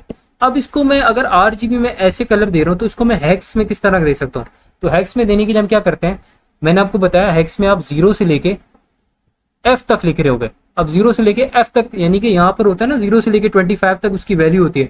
हेक्स में क्या होता है 0 से लेके F तक उसकी वैल्यू होती है, यानी कि 0 से होगा फिर F तक जाएगी वैल्यू। अब इसमें क्या होगा, इसमें मैं क्या करूंगा, इसमें मुझे अगर 255 की तरह देना है डार्क उसमें blue colour, pure blue colour, तो मैं F लिख के यहाँ पे 00 करके और 00 कर दूंगा, इसमें कॉमा लिखने की जरूरत नहीं हमें। ये क्या बन गई मेरी, तो अगर इसी को मैंने किस में लिखना है, उससे लिखना है हेक्स से लिखना है तो हैश लगता है उसके साथ, ठीक है हैश के साथ मैंने क्या करना है डबल F लिखना है। डबल F मेरा किसका होगा, रेड कलर का होगा, और ग्रीन और ब्लू कलर मुझे नहीं चाहिए तो उसकी जगह मैं 00 लिख दूंगा और 00। तो इस तरह मैं लिख सकता हूँ हेक्स से, और इस तरह लिख सकता हूँ मैं RGB से। तो RGB हमारे पास थोड़ा सा डिटेल हो जाता है, लेंथी हो जाता है, तो इसलिए हम लोग किसका इस्तेमाल करते हैं, ज्यादातर हम लोग इस्तेमाल कर रहे होंगे हेक्स का। तो हेक्स से मैं इस तरह लिख सकता हूँ, ठीक है जिस तरह ये होता है ना कि सारा का सारा ब्लू कलर 255 आएगा, तो इस तरह डबल F से हम बता रहे हैं कि सारा का सारा तुमने क्या करना है, ब्लू कलर ले लेना है किसकी मदद से, डबल F की मदद से, ठीक है और इनको क्या करो 00 कर लो। तो ये फर्क होता है हमारे पास किसका, RGB का, ठीक है और हेक्सा का लिखने का तरीका, ठीक है। अब इसमें आपको घबराने की जरूरत नहीं, आप बोलोगे पता नहीं कि मैं इसकी वैल्यूज किस तरह याद करूंगा, ये जो डबल F 00 लिखा है तो क्या ये मुझे याद करनी पड़ेंगी, तो ये आपको याद करने की जरूरत नहीं है, ठीक है। तो इसका भी एक आसान तरीका होता है हमारे पास, यहाँ पर हम आएंगे, ठीक है हमारे पास एक यहाँ पे वेबसाइट होती है कलर्स की, कलर्स की वेबसाइट पे हम लोग आए, ठीक है कलर्स की वेबसाइट के पास आने के बाद हम लोगों ने क्या करना है, अच्छा ये वेबसाइट मेरे पास खुल गई है, ठीक है। अब आपके पास दो ऑप्शन होते हैं, आप मल्टीपल बहुत सारे कलर्स चाहते हो आप यहाँ से सकते हो, तो लेकिन आप कुछ तरह के शेड्स चाहते हो तो आप यहाँ पर आओ। तो यहाँ पर आओगे तो आपको कुछ शेड्स मिलेंगे, ठीक है कुछ कलर्स मिलेंगे उसके शेड्स मिलेंगे, ये कुछ 5 कलर के शेड्स बहुत सारे वो आपको मिल जाएंगे। तो जब आप इस पे देखोगे अब इसके अंदर से आप बहुत सारे शेड्स उठा सकते हो, ठीक है जब मैंने इस पे क्लिक किया तो मेरे पास बहुत सारे शेड्स आ गए, ठीक है। और इसी तरह आप यहाँ पर आए, अगर आपको इसी में से कुछ शेड चाहिए, ठीक है जैसे कि मैंने यहाँ पे देखा मुझे ये शेड पसंद आ गया ये वाला, मैंने इस पे क्लिक किया, इसको मैंने यहाँ से क्या कर लिया कॉपी कर लिया, कॉपी किया और VS कोड में मैंने इसको क्या कर दिया ला के यहाँ पे पेस्ट कर दिया। जस्ट इतना सा काम है, आपको याद करने की कोई चीज जरूरत ही नहीं है, ये जस्ट आपको समझा रहा हूँ कि तरीका क्या है इसको लिखने का। तो उसका ये कलर इस तरह चेंज हो गया। और इसी तरह आप चाहो तो नहीं मेरे पास यार बहुत सारे मल्टीपल कलर हो, ऐसी मुझे कंफ्यूजन हो रही है, तो आप यहाँ पर आए पीछे आए तो आप यहाँ पे क्लिक करोगे बड़ी कंप्यूटर स्क्रीन पे, तो यहाँ पे आपके पास बेशुमार कलर्स आ जाएंगे, ठीक है इतने सारे उसके शेड्स आ जाएंगे। यहाँ पर आपको कोई कलर चाहिए, आपने जस्ट उस पर क्लिक किया वो कॉपी हो गया। आप यहाँ पर आए आपने इसको मिटाया, ठीक है हैश, इसमें क्या होगा आपको खुद लिखना पड़ेगा हैश और कंट्रोल V, तो ये क्या हो गया कलर मेरा यहाँ पे चेंज हो गया। तो इस तरह आप लोग कलर्स लिख रहे होगे किसकी मदद से, RGB की मदद से, ठीक है और हेक्स की मदद से। हमारे पास एक HSL का भी ऑप्शन होता है लेकिन अभी हम लोग उसको कवर नहीं करेंगे। तो ऐसा नहीं है कि सिर्फ बैकग्राउंड कलर के लिए होता है, या आप कलर के अंदर भी आप इस चीजों को लिख सकते हो, ठीक है फोरग्राउंड कलर के भी आप चेंज कर सकते हो। तो ये तरीका था वापस कलर चेंज करने का, ठीक है मल्टीपल कलर्स को इस्तेमाल करने का। अब आ जाते हैं नेक्स्ट सिलेक्टर्स, मोस्ट इंपॉर्टेंट चीज CSS में, ठीक है जो आपको बहुत अच्छे से समझ आनी चाहिए कि सिलेक्टर्स होते क्या हैं। तो सबसे पहले हमारे पास आता है यूनिवर्सल सिलेक्टर। यूनिवर्सल सिलेक्टर क्या होता है, ठीक है मैंने यहाँ पे लिखा, इसके अंदर लिखा हुआ स्टार। देखो एक होता है हमारे पास बॉडी, ठीक है बॉडी के अंदर आप जो भी इसके अंदर चीज CSS लिखोगे, जैसे मैंने बैकग्राउंड कलर लिखा तो मेरी जितनी भी वेबसाइट में जितनी भी चीजें होंगी बॉडी के अंदर मैंने लिखी होंगी उसका कलर क्या हो जाएगा चेंज हो जाएगा, ठीक है। लेकिन मैं अगर क्या करूं यूनिवर्स, मैं चाहता हूं कि यार मैं जितना भी मटेरियल जितना भी मटेरियल लिखूं उस सब का कलर उसके ऊपर सेम CSS अप्लाई हो जाए, ठीक है, सेम CSS। तो उसके लिए मैं क्या करता हूँ, उसके लिए मैं लिखता हूँ यूनिवर्सल सिलेक्टर, यानी कि मैं अपना जितना भी मटेरियल वेब पेज के अंदर लिखूंगा उस सब पे तुम क्या कर देना, ये चीज अप्लाई कर देना। तो यूनिवर्सल सिलेक्टर क्या कर देगा, उन सब चीजों पे वो चीज अप्लाई कर देगा। जैसे कि मैं यहाँ पे लिख देता हूँ बैकग्राउंड कलर, या कलर लिख देते हैं कलर, इसका कलर हम लोग कर देते हैं ब्लू वॉयलेट। लेकिन मुझे यहाँ पे क्या करना पड़ेगा, VS कोड में कोई ना कोई चीज़ लिखनी पड़ेगी, क्योंकि मैंने index.html में कुछ ना कुछ लिखना पड़ेगा। तो मैं यहाँ पे कुछ हेडिंग्स लिख देता हूँ, तो इसको मैं मल्टीपल हेडिंग्स बना देता हूँ।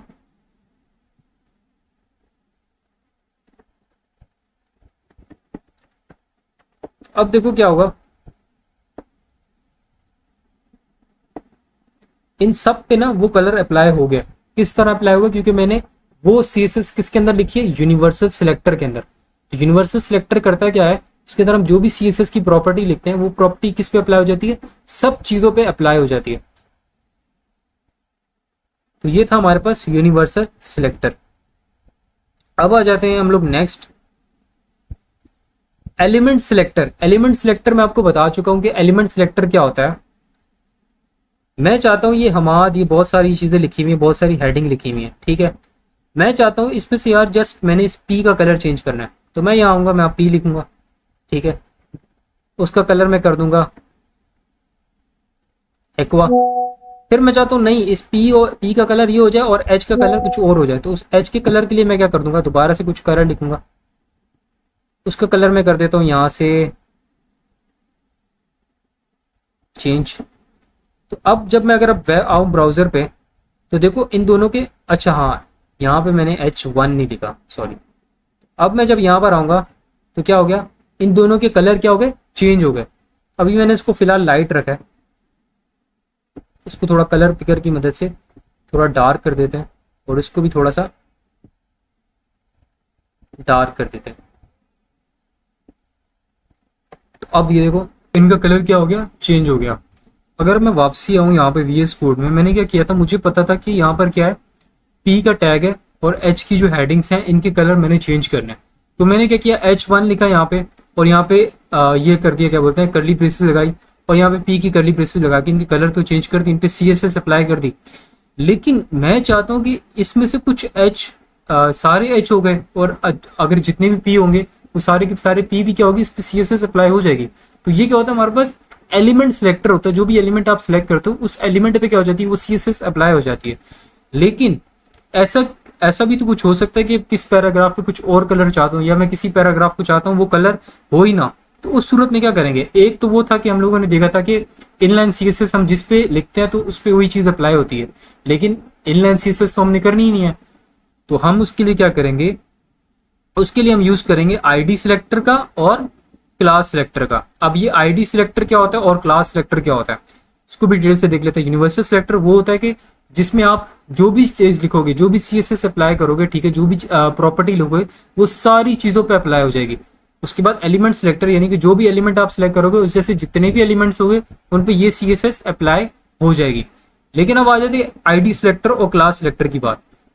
मैंने देखा था कि मैंने यहाँ पे H1 है, पहले से P टैग को मिटा लेते हैं ताकि थोड़ा सा काम आसान हो जाए हमारा। तो इस H1 को भी थोड़े बहुत H1 हम मिटा देते हैं, ठीक है। मैं एक फॉर एग्जाम्पल है कि H1 H1 H1 तीन H1 है, मैं चाहता हूँ इन तीनों H1 की जो भी कलर है, ठीक है, वो अलग अलग हो। तो मैं कैसे कर सकता हूँ, इसको फिलहाल यहां से मिटा लेंगे।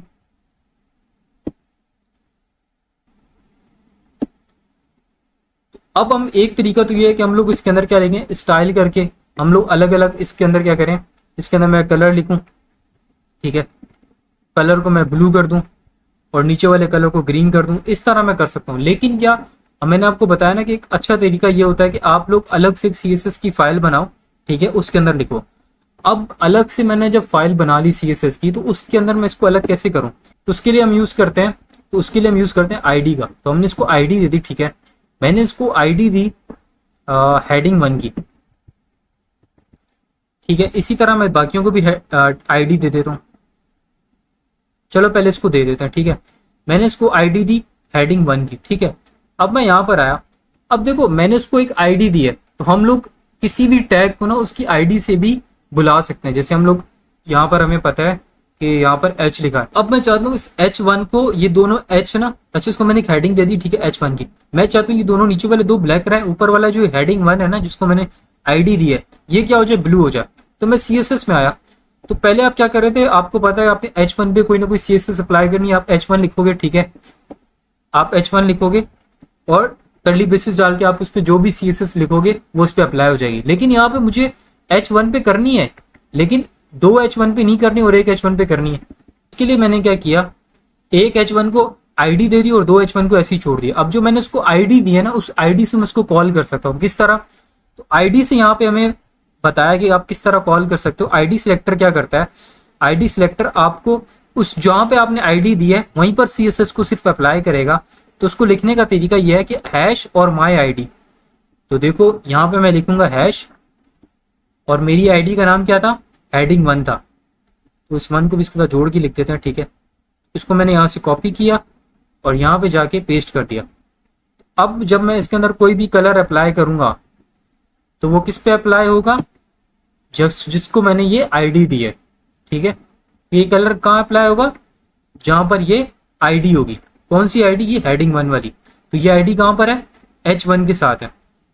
अब जब मैं ब्राउजर पे आऊंगा तो देखो ये हमारा कलरफुल है और ये दोनों ही है। तो वो कंफ्यूजन हमारी हट गई कि हम लोग पहले सोच रहे होंगे ना आप लोग कि यार ये H1 के अगर हम लोग ब्लू कलर देंगे तो सारे के सारे H1 के ब्लू हो जाएंगे। तो ऐसा नहीं है कि आप उसको आईडी देके से किसी न किसी चीज को अलग अलग कलर दे सकते हो। किसकी मदद से, आईडीज की चेंज कर सकते हैं। यानी कि अगर आप H1 को कहीं पे H1 को ब्लू देना चाहते हो, कहीं पे रेड देना चाहते हो, तो उस H1 को एक आईडी दोगे, फिर उस आईडी की बेस पे उस आईडी को आईडी सिलेक्टर की मदद से, यानी कि CSS में आईडी सिलेक्टर की मदद से उस आईडी को कॉल करके उसका कलर आप चेंज कर सकते हो। इस तरह मैंने क्या किया, यहाँ पे इसको आईडी दी और उस आईडी को मैंने कॉल किया, तो इसको हम क्या बोलते हैं, आईडी सिलेक्टर बोलते हैं। जिस तरह हम लोग यूनिवर्सल सिलेक्टर था, एलिमेंट सिलेक्टर था, तो ये हमारे पास क्या बन गया, आईडी सिलेक्टर बन गया। तो इस तरह मैंने उसकी आईडी को कॉल किया और उसका मैंने कलर चेंज कर दिया। बिल्कुल इसी तरह मैं अब क्या कर सकता हूँ, इनकी भी आईडी चेंज करके इनको अलग अलग कलर दे सकता हूँ, ठीक है। तो इस तरह एक बात आपने याद रखनी है कि आपने आईडी सिर्फ एक ही देनी है, ठीक है। आईडी आप एक ही दे सकते हो, एक चीज को सिर्फ एक ही आईडी होगी। मल्टीपल चीजों को एक आईडी आप नहीं दे सकते। यहाँ पर देखो क्या है, तीनों की आईडी सेम होगी है, ऐसा नहीं होना चाहिए। तो आईडी की मिसाल कुछ इस तरह है कि एक क्लास में बहुत सारे स्टूडेंट होते हैं, तो उन बहुत सारे स्टूडेंट्स की एक क्लास तो हो सकती है लेकिन एक आईडी नहीं हो सकती। उनकी जो कहते हैं ना कि उनका आईडी अलग होता है, हर स्टूडेंट की आईडी अलग होती है जिससे उनकी पहचान हो पाती है। तो बहुत सारे स्टूडेंट की एक क्लास हो सकती है, एक क्लास भी एक पहचान ही होता है कि बहुत सारे स्टूडेंट एक क्लास में, तो बहुत सारे स्टूडेंट की क्लास होती है, ठीक है। लेकिन हर स्टूडेंट की एक सेम आईडी नहीं हो सकती। तो उसके लिए क्या होता है, आईडी सबकी क्या होती है, अलग अलग होती है, लेकिन सबकी क्लास सेम हो सकती है, ठीक है। अब ये पॉसिबिलिटी भी नहीं है कि यहाँ पर कोई एरर आए, क्योंकि देखो यहाँ पर तीनों की H1 है, ठीक है, और यहाँ पर मैंने H1 में कोई चीज अप्लाई की है। तो अब क्या होगा, यहाँ पर अगर मैं ब्राउजर में देखूं, ठीक है, तो क्या होगा, तीनों पे क्या हो गया, ब्लू कलर आ गया। क्यों आया, क्योंकि मैंने तीनों को सेम आईडी दे दी। या अगर एक बीच में से इसको मैं हटा भी दूं आईडी को यहां से,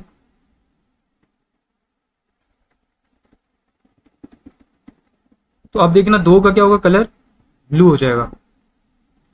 तो आईडी आप दे के कलरिंग तो करवा सकते हो, लेकिन ये प्रॉपर तरीका नहीं है। तो आईडी सिर्फ आप एक चीज को सिर्फ एक ही आईडी दे सकते हो, मल्टीपल चीजों को आप एक आईडी नहीं दे सकते। तो मल्टीपल चीजों को एक आईडी आप बिल्कुल नहीं दे सकते। इसको मैं अगर मैं H2 कर दूं, ठीक है, जैसे कि इसको मैंने H2 कर दिया और यहाँ पे क्या कर दिया, H2 को मैंने कॉल किया हेडिंग,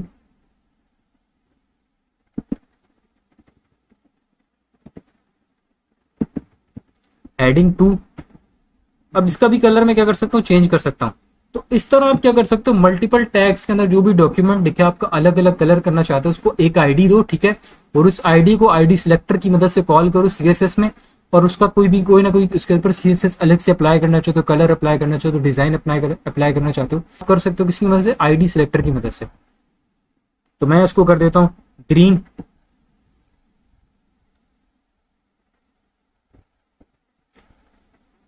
तो देखो अब यहाँ पे क्या होगा, इसकी भी आईडी अलग होगी, इसकी भी आईडी अलग हो गई, सही है। अब इस चीज को हम लोग क्या कर लेंगे, मिटा लेंगे। ये हमने देख लिया आईडी सिलेक्टर क्या होता है। आईडी सिलेक्टर के साथ आगे क्लास सिलेक्टर। क्लास सिलेक्टर की मिसाल बिल्कुल इसी तरह के, एक क्लास में बहुत सारे स्टूडेंट आ सकते हैं। अब इसकी मिसाल कुछ इस तरह की होगी कि मैंने जैसे लिखा था ना H1 करके लिखा था, कि कॉपी करके control we control we control we. अब मैंने आपको बताया था कि अगर इसको मैं कर देता हूँ H2, आप बोलोगे कि H1 अगर सबका ही इस तरह करना है तो तुम एक काम करो ना कि वो कर दो, सबका अगर सेम करना है तो डायरेक्ट लिख दो, क्या बोलते हैं H3 लिख दो, H1 लिख दो, तो सबका कलर खुद ब खुद चेंज हो जाएगा। इसको मैं थोड़ा अलग कर देता हूँ, H5 कर देता हूँ, इसको कर देते हैं हम लोग H6 और इसको कर देते हैं। अब देखो अब यहाँ पर क्या होगा, बड़े गौर से आपने समझना है। इसको मैंने सबको आईडी दी हुई है, इसको आईडी नहीं देनी।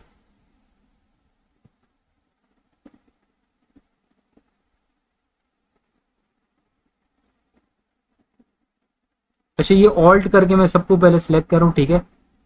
ऑल्ट आप दबा के रखते हो ना, तो इस तरह आप सिलेक्शन कर सकते हो।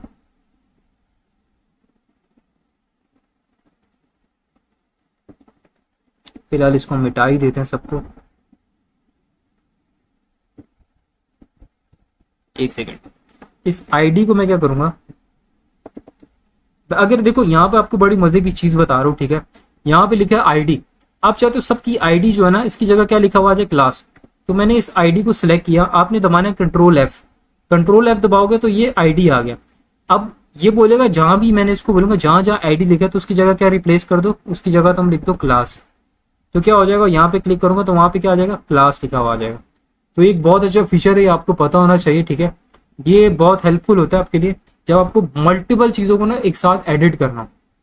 क्या करना है आपने, जस्ट इसको क्लास, ये देखो उसको सिलेक्ट किया, कंट्रोल एफ दबाया। अब क्या होगा, जितनी जगह क्लास लिखा होगा उसको आप उसकी जगह आप कुछ भी लिख सकते हो। तो मैंने क्या कर दिया, सबको एक ही क्लास दे दी, कौन सी, हेडिंग 1 की। तो देखो अब यहाँ पे क्या होगा, आप मल्टीपल चीजों को, मैंने आपको बताया था ना, मल्टीपल चीजों को एक हेडिंग नहीं दे सकते, लेकिन मल्टीपल चीजों को आप एक क्लास दे सकते हो। जिस तरह एक क्लास के अंदर बहुत सारे स्टूडेंट आ सकते हैं ना, बिल्कुल इसी तरह एक क्लास के अंदर बहुत सारे टैग्स की एक क्लास हो सकती है, लेकिन बहुत सारे टैग्स की एक है आईडी नहीं हो सकती। आईडी आपने डिफरेंट रखनी है, क्लास आप बेशक आप एक रख सकते हो। तो देखो यहाँ पे क्लास मैंने क्या कर दी, हेडिंग 1 हेडिंग 1 हेडिंग 1 कर दी, ठीक है। तो अब इस पे मैं इन सब पे एक तरह की क्या कर सकता हूँ, CSS अप्लाई कर सकता हूँ, ठीक है। किस तरह कर सकता हूँ, अब मैंने यहाँ पे क्लास कर दिया, जब मैंने इसको आईडी किया था तो उसको मैं किसकी मदद से कॉल कर रहा था, हैश की मदद से। तो क्लास में आप किसकी मदद से कॉल करोगे, डॉट की मदद से। तो जब मैं यहाँ पर आया, अब मुझे पता है कि मैंने डॉट लिखना है और उसके बाद क्या लिखना है, अपनी आईडी का नाम। तो मेरी आईडी का नाम क्या है, हेडिंग 1। अब मैं इसका जब कलर चेंज करूंगा तो क्या हो जाएगा, रेड कर लेते हैं। तो ये क्या हो गया, इन सब के कलर क्या हो गए, रेड हो गए, ठीक है। क्यों हो गए, अब आप देखो, अगर आपके दिमाग में ये बात चल रही थी ना कि अगर मैं सबके H1 करके करता तो आप बोलते डायरेक्ट H1 करता तो सबके कलर चेंज हो जाते। कभी कभी ये होता है कि हमें हेडिंग, पैराग्राफ और कुछ चीजों के कलर एक जैसे रखने होते हैं, ठीक है। तो उसके लिए हम क्या करेंगे, उनको सेम क्लास दे सकते हैं, ठीक है। तो समटाइम्स ऐसा भी होता है, यहाँ पर अगर मैं आपको एक चीज बताऊं, अभी इन सब चीजों को ना हम लोग ऐसे भी कर सकते थे कि मैं यहाँ पे लिखता डिव, ठीक है।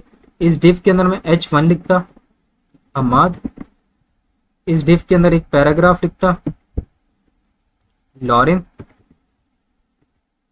और इस डिव के अंदर मैं एक और हेडिंग लिखता H2 की अहमद। अब देखो, अब मुझे पता है इन तीनों का कलर मैंने सेम रखना है, ठीक है। इन तीनों का कलर मैं सेम रखना चाहता हूं, सही है। लेकिन क्या है कि अब तीनों के H1 के अंदर जाके, P के अंदर जाके, इसके अंदर जाके बार बार लिखने के बजाय अगर मैं इस डिव के अंदर मैं क्या करूं, इसको एक क्लास दे दूं, ठीक है। क्लास के अंदर मैं इसको दे दूं हेडिंग 1 की। तो उस क्लास को मैंने यहाँ पे कॉल कर दिया, तो अब तीनों क्या हो गया, तीनों पे सेम चीज अप्लाई हो गई। तो इस तरह आप डिव के, हमने पढ़ा था ना इसके अंदर HTML के अंदर डिव क्या करता है, डिव के अंदर आप मल्टीपल चीजें, कंटेनर होता है, मल्टीपल टैग्स लिख सकते हो। तो उस टैग्स को हम लोग इसीलिए लिखते थे कि उसको हम लोग क्लास देके सेम CSS अप्लाई कर सके, ठीक है। तो डिव का इस्तेमाल इस तरह भी हम लोग कर सकते हैं। तो ये तरीका होता है क्लास को लिखने का। वैसे हम लोग क्लास इसी तरह लिख रहे होंगे कि एक डिव के अंदर क्लास दे रहे होंगे और उस डिव के ऊपर पूरी की पूरी CSS अप्लाई कर रहे होंगे, ठीक है। उस डिव के अंदर डिफरेंट टैग्स होते हैं तो उसके ऊपर प्रॉपर एक क्लास अप्लाई हो सकती है। तो ये था हमारे पास universal selector, element selector, class selector, यानी कि बहुत सारे टैग्स पर आप एक साथ कोई न कलर या डिजाइन कोई भी CSS अप्लाई करना चाहते हो तो उसको सबको एक क्लास दे सकते हो, लेकिन उसको सेम आईडी नहीं दे सकते। तो हर टैग की डिफरेंट आईडी होगी। अगर आपको उसको डिफरेंटली अलग अलग तरीके से उसको कलर देना चाहते हो, डिजाइन करना चाहते हो, तो उसको आप लोग अलग अलग आईडी देके कर सकते हो। अब आ जाते हैं हमारे पास, अब है टेक्स्ट प्रॉपर्टीज। अब हमारे पास CSS में बहुत सारे टेक्स्ट प्रॉपर्टीज होती है, ठीक है। तो एक हमारे पास उसमें प्रॉपर्टी होती है टेक्स्ट अलाइन। अब ये टेक्स्ट अलाइन क्या होता है इसको भी हम लोग देख लेते हैं, ठीक है। इसको फिलहाल यहाँ से हम लोग मिटा लेते हैं। index.html में भी हम लोग क्या कर लेते हैं, इन चीजों को मिटा लेते हैं। index.html में मैं क्या करता हूँ, एक h1 का टैग लिखता हूँ, ठीक है। इसके अंदर मैं लिखता हूँ कोडिंग विद अमर। तो ये मैंने क्या कर दी, यहाँ पे एक हेडिंग दे दी। तो देखो जब भी मैंने कोई हेडिंग लिखी है तो वो लेफ्ट साइड पे आई है। तो बाय डिफॉल्ट हमारी जो HTML होती है ना वो लेफ्ट हैंड से शुरू होती है, ठीक है। तो ये क्या हुआ, हेडिंग मेरी लेफ्ट हैंड से शुरू हुई। लेकिन मैं चाहता हूँ ये हेडिंग मेरी ये दरमियान में आ जाए या मेरी हेडिंग राइट की तरफ आ जाए। मैं नहीं चाहता मेरी हेडिंग ये लेफ्ट की तरफ रहे। तो क्या ऐसी कोई पॉसिबिलिटी है CSS के अंदर कि इसमें ये जो हेडिंग है उसको मूव कर सकूं दरमियान की तरफ या इस राइट साइड की तरफ? तो ये बिल्कुल पॉसिबल है। और ये किसकी मदद से हम लोग कर सकते हैं, टेक्स्ट अलाइन प्रॉपर्टी की मदद से। अब ये टेक्स्ट अलाइन प्रॉपर्टी क्या करती है, हमारे टेक्स्ट को लेफ्ट की तरफ भी लेके जाती है, राइट की तरफ भी लेके जाती है और सेंटर में भी लेकर आती है। अब ये चीज किसकी मदद से होगी, मैंने यहाँ पे H1 लिखा तो मैंने इस H1 पे CSS अप्लाई की। मैंने इसके अंदर लिखा टेक्स्ट, देखो अब मैंने टेक्स्ट लिखा, एक्स लिखा था, टेक्स्ट तक लिखा, तो देखो मेरे पास सजेशन हो गया टेक्स्ट अलाइन। अब देखो मेरे पास यहाँ पे क्या हो रहा है, बहुत सारे सजेशंस आ रहे हैं। तो मैंने इसको लिखा सेंटर, तुम इसको क्या कर दो, दरमियान कर दो। तो जब मैंने इसको क्लिक किया तो मेरी हेडिंग क्या होगी, दरमियान में होगी। तो जब भी आपको अपनी हेडिंग को या टेक्स्ट को दरमियान में लाना तो आप क्या लिखोगे, टेक्स्ट अलाइन की प्रॉपर्टी यूज करोगे और उसको क्या लिखोगे, आगे वैल्यू दे दोगे किसकी, सेंटर की। मैं चाहता हूं नहीं ये सेंटर में नहीं, ये राइट की तरफ आ जाए, तो मैंने इसको राइट कर दिया। तो अब ये क्या होगी, राइट की तरफ चली गई। मैं इसको क्या करता हूं, वो तो फिर से तुम इसको क्या करो, सेंटर कर दो। तो ये था हमारे पास हेडिंग। लेकिन मैं देखता हूं पैराग्राफ पे ये चीज अप्लाई हो सकती है। तो मैंने यहां लिखा लॉरेम, ठीक है, एक और लॉरेम लिख लेते हैं। अब हम आगे देखेंगे यहाँ पे। अब देखो ये सारा टेक्स्ट किसकी तरफ, लेफ्ट की तरफ जुड़ा हुआ है और राइट की तरफ से क्या इसके पास स्पेसेस हैं। मैं चाहता हूँ ये दोनों, ये पूरा का पूरा टेक्स्ट क्या हो जाए, दरमियान में आ जाए। यहाँ से भी इक्वल स्पेसेस हैं, यहाँ से भी इक्वल स्पेसेस हैं। तो इसके लिए मैं क्या कर सकता हूँ, मैं यहाँ CSS पे आया, मैंने यहाँ पे लिखा p टैग। मुझे पता है कि मुझे इसको दरमियान में करने के लिए क्या करना है, टेक्स्ट अलाइन यूज करना है और सेंटर। अब जब मैं यहाँ पे आऊंगा ब्राउजर पे तो ये देखो यहाँ से भी वही फासले हैं, यहाँ से भी वही फासले हैं। तो ये पूरा का पूरा पैराग्राफ मेरा कहाँ पे आ गया, दरमियान में आ गया। तो हम ये करता है, टेक्स्ट अलाइन की प्रॉपर्टी क्या करती है, आपके टेक्स्ट को दरमियान में ले आती है। लेकिन मैं चाहता हूँ कि ये क्या आ जाए, ये राइट की तरफ आ जाए। तो राइट की तरफ आएगा तो क्या हुआ, सी सारी चीजें राइट की तरफ चलेगी और लेफ्ट की तरफ वही स्पेसेस रहेगी। तो होता है ना कि हम उर्दू लिख रहे होते हैं तो उर्दू की जबान कहाँ से शुरू होती है, राइट की तरफ से। तो जब भी आप उर्दू लिखोगे तो आपको पता है अपने राइट साइड से शुरू करना है। लेकिन बाय डिफॉल्ट HTML इसको कहाँ से शुरू करेगा, लेफ्ट की तरफ शुरू करेगा। तो ये प्रॉपर्टी यूज करके आप उसको राइट की तरफ से यूज करवा सकते हो। तो अभी CSS 3 में दो नई चीजें आई हैं हमारे पास। एक चीज हमारे पास है स्टार्ट और एक चीज हमारे पास एंड। स्टार्ट और एंड बिल्कुल किसकी तरह, राइट और लेफ्ट की तरह। हम लेफ्ट की जगह पे, ठीक है, लेफ्ट हमें पता है कि लेफ्ट हैंड से शुरू होता है, तो लेफ्ट की जगह पे हम क्या लिख सकते हैं, स्टार्ट लिख सकते हैं। तो ये भी लेफ्ट का काम करेगा, यानी कि सारी चीजों को लेफ्ट की तरफ ले जाएगा। और एंड क्या करेगा, एंड आपको राइट का काम करेगा, यानी कि जो आप राइट लिख के उसको राइट की तरफ लेके जा रहे थे तो उसकी जगह आप एंड भी लिख सकते हो। तो जब मैं एंड लिखूंगा तब भी ये क्या करेगा, राइट की तरफ इसको रखेगा। और इसको अगर मैं स्टार्ट कर दूंगा तो इसको क्या कर देगा, लेफ्ट की तरफ कर देगा। ठीक है, तो ये कुछ दो नई चीजें ऐड हुई थी CSS 3 में। तो ये था हमारे पास टेक्स्ट अलाइन की प्रॉपर्टी, जो कि किसके अंदर आती है, हमारी टेक्स्ट की प्रॉपर्टीज के अंदर आती है। अब आ जाते हैं नेक्स्ट, अगली भी हमारी टेक्स्ट प्रॉपर्टी है। इस प्रॉपर्टी का नाम है टेक्स्ट डेकोरेशन। अब ये टेक्स्ट डेकोरेशन क्या होती है? टेक्स्ट डेकोरेशन के अंदर लिखा है अंडरलाइन, ओवरलाइन और लाइन थ्रू। अब ये क्या होता है उसको भी हम लोग देख लेते हैं। मैंने यहां पे लिखा H1। H1 में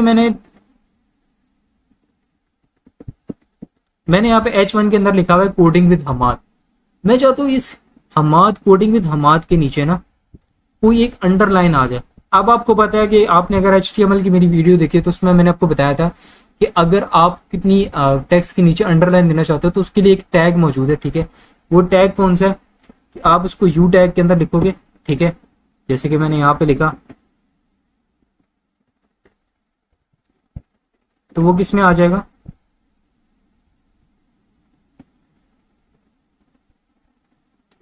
वो अंडरलाइन में आ जाएगा, ठीक है। तो मैं चाहता हूं कि मैं इसमें ना टैग की मदद से ना लिखूं, मैं CSS की मदद से क्या करूं, इसके नीचे अंडरलाइन लेकर आऊं। तो वो आप किसकी मदद से कर सकते हो? जैसे कि मैंने H1 लिखा, मैं चाहता हूं उस H1 की हेडिंग के नीचे अंडरलाइन आ जाए, तो मैं यहाँ लिखूंगा टेक्स्ट डेकोरेशन। तो टेक्स्ट डेकोरेशन में मैंने क्या करना है, तो टेक्स्ट डेकोरेशन के अंदर मैंने क्या करना है, अंडरलाइन लिखना है। तो अब क्या करेगा, ये देखेगा कि H1 के अंदर जो भी चीज लिखी हुई है उसके ऊपर कौन सी प्रॉपर्टी अप्लाई कर देगा, टेक्स्ट डेकोरेशन की। और टेक्स्ट डेकोरेशन में मैंने क्या लिखा हुआ है, अंडरलाइन।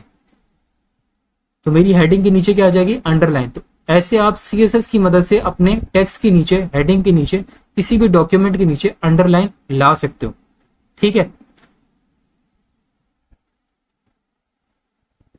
अब ये थी हमारे पास अंडरलाइन, लेकिन मैं चाहता हूं अंडरलाइन ना आए।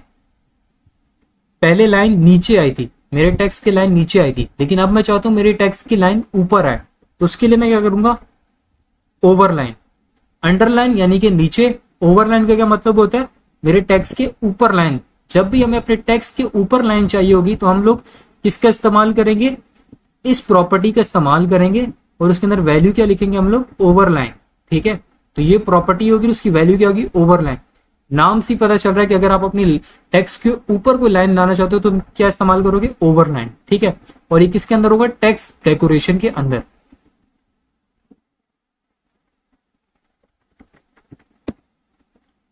अब आ जाते हैं नेक्स्ट, देख लेते हैं हम लोग। एक तो हो गया हमारे पास अंडरलाइन, एक हो गया ओवरलाइन। अब ये लाइन थ्रू क्या होती है, देखो समटाइम्स कुछ ऐसा होता है कि आप अपने वेब पेज पे ना कोई चीज दिखाना चाहते हो कटिंग वाली, यानी कि क्रॉस करके कोई चीज दिखाना चाहते हो, कट करके कोई चीज दिखाना चाहते हो, ठीक है। कि इस चीज को इस्तेमाल ना करो या इस चीज का यूज मत करो या ये कोई एरर है, तो उसको हम किसकी मदद से दिखा सकते हो, लाइन थ्रू की मदद से। अब ये लाइन थ्रू क्या करेगा, उस पर ये इस तरह की लाइन इसको काट देगा। तो इस तरह की अगर आप कोई कटिंग करना चाहते हो अपने टेक्स्ट के ऊपर, तो आप किसकी मदद से कर सकते हो, टेक्स्ट डेकोरेशन के अंदर लाइन थ्रू प्रॉपर्टी की मदद से, ठीक है। लाइन थ्रू की आप टेक्स्ट डेकोरेशन प्रॉपर्टी यूज करोगे, उसके अंदर वैल्यू क्या लिखोगे, लाइन थ्रू वैल्यू लिखोगे, जिसकी मदद से क्या होगा, आपका टेक्स्ट कट हो जाएगा, ठीक है। ये भी हमारे पास बहुत एक इंफॉर्मेटिव चीज थी।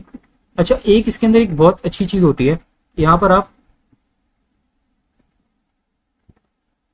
डॉटेड लिखते हो, डॉटेड के अंदर अब आपने डॉटेड लिख दिया, अब डॉटेड के अंदर आपको पता है डॉट डॉट आ जाएंगे, लेकिन आप डॉट डॉट चाहते क्या हो, इसके अंदर हम लोग ओवरलाइन भी कर सकते हैं। ओवरलाइन करूंगा तो क्या होगा,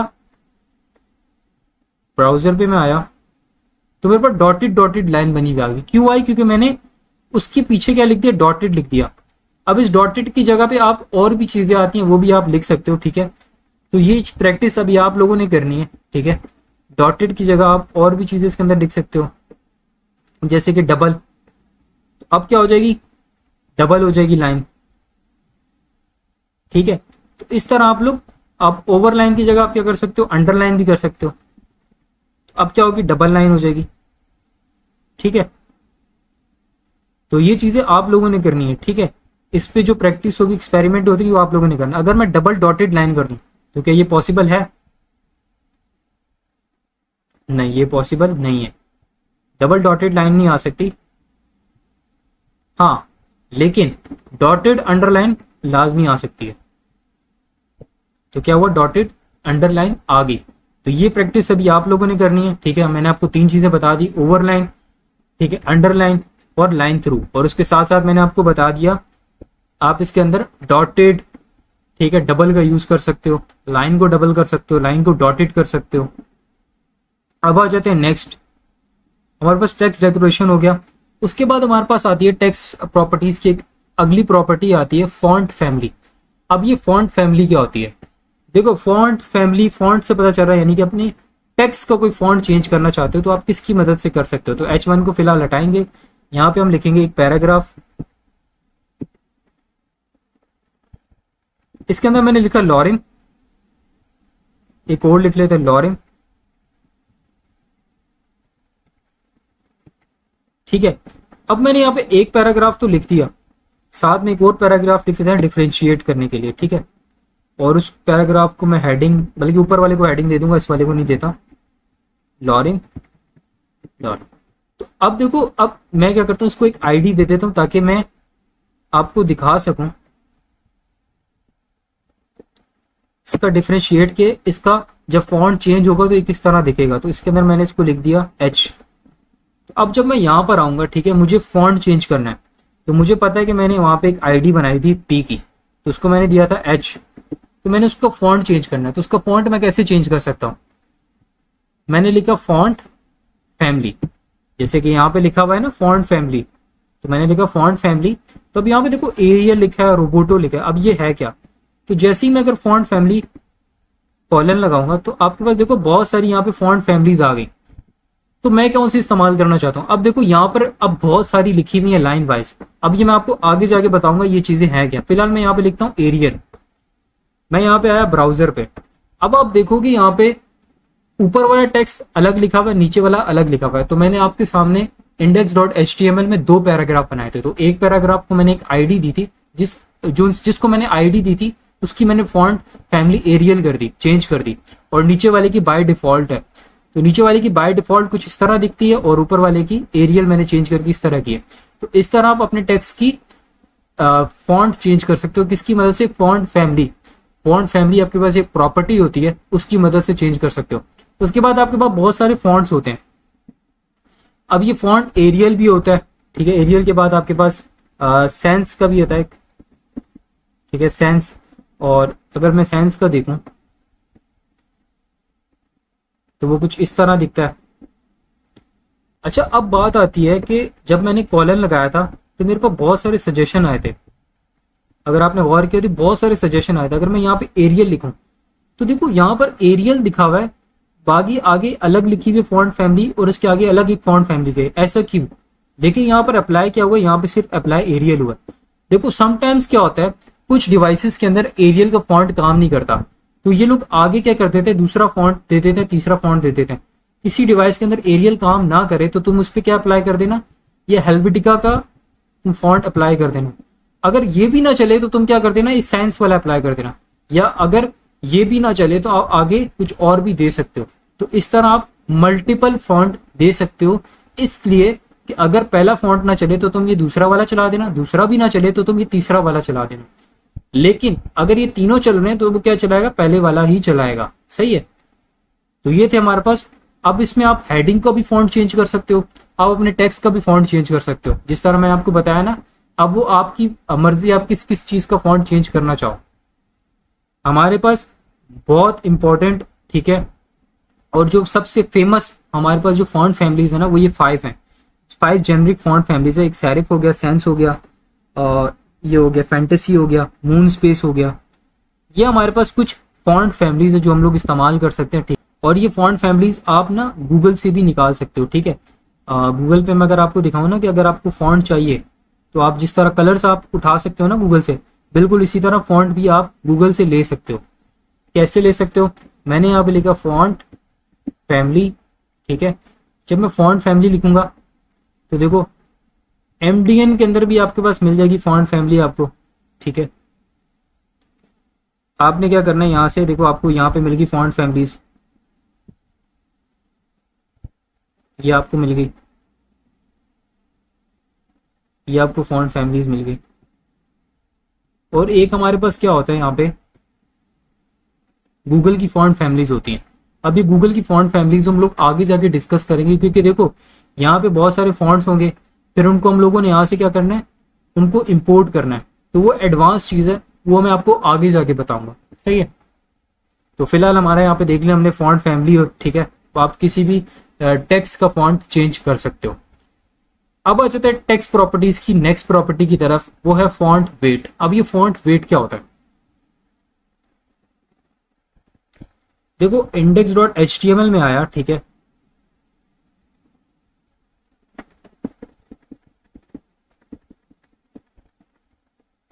मैंने यहाँ पे p लिखा हुआ है, चलो इस p को हटाते हैं। यहाँ पे हम लोग लिखते हैं हेडिंग्स h1 हमाद, ठीक है, हम लोग उस नीचे कर देते हैं h2 और नीचे एक लास्ट लिखते हैं h3। अब होगा क्या, देखो अब ये तीनों चीजें क्या है, डार्क हैं। ब्राउजर पे आऊं तो तीनों चीजें क्या डार्क हैं। मैं चाहता हूँ इनमें से इनका मैं ना h की जो h1 हेडिंग है इसको कर दूं, इसका जो फॉन्ट वेट है ना, यानी कि इसकी जो डार्कनेस है इसको कम कर दूं, और इसकी डार्कनेस को बढ़ा दूं, या इसकी डार्कनेस को नॉर्मल कर दूं। तो ये चीजें किसकी मदद से हो सकती हैं, तो ये चीजें हो सकती है फॉन्ट वेट। यानी फॉन्ट वेट एक हमारे पास प्रॉपर्टी है, टेक्स्ट प्रॉपर्टीज के अंदर एक प्रॉपर्टी आती है फॉन्ट वेट, जिसकी मदद से हम लोग यानी कि इस फॉन्ट का डार्कनेस है, उसकी लाइटनेस है, उसको चेंज कर सकते हैं। कैसे, मैं यहां पर आया, मैंने लिखा h1, मैंने लिखा फॉन्ट वेट, मैंने इसका फॉन्ट वेट कर दिया लाइट या लाइटर कर दिया। h2 पे आया, h2 का फॉन्ट वेट जो मैंने क्या कर दिया, इसका फॉन्ट वेट मैंने कर दिया बोल्ड, और h3 का फॉन्ट वेट मैंने क्या कर दिया,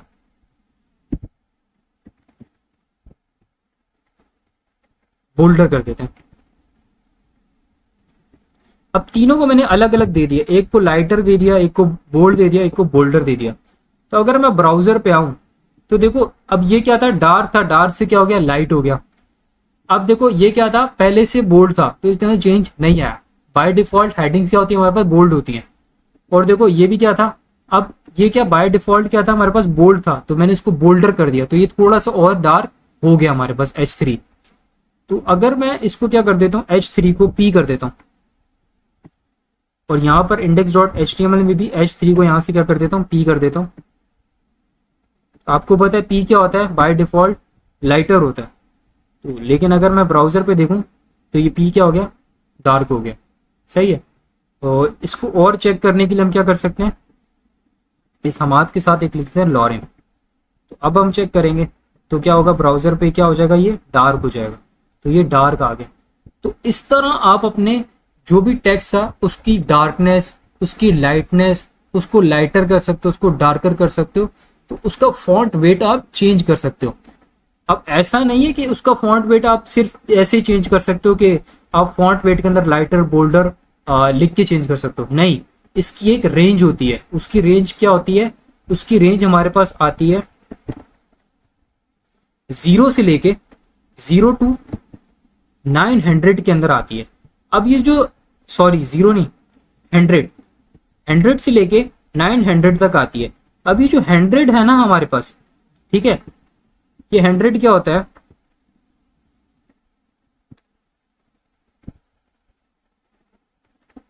अब ये जो 100 है ये हमारे पास आ जाता है लाइटर में, ठीक है। अब ये जो 300 है ये हमारे पास आ जाता है लाइट में, और ये जो 400 है हमारे पास आ जाता है बोल्ड में।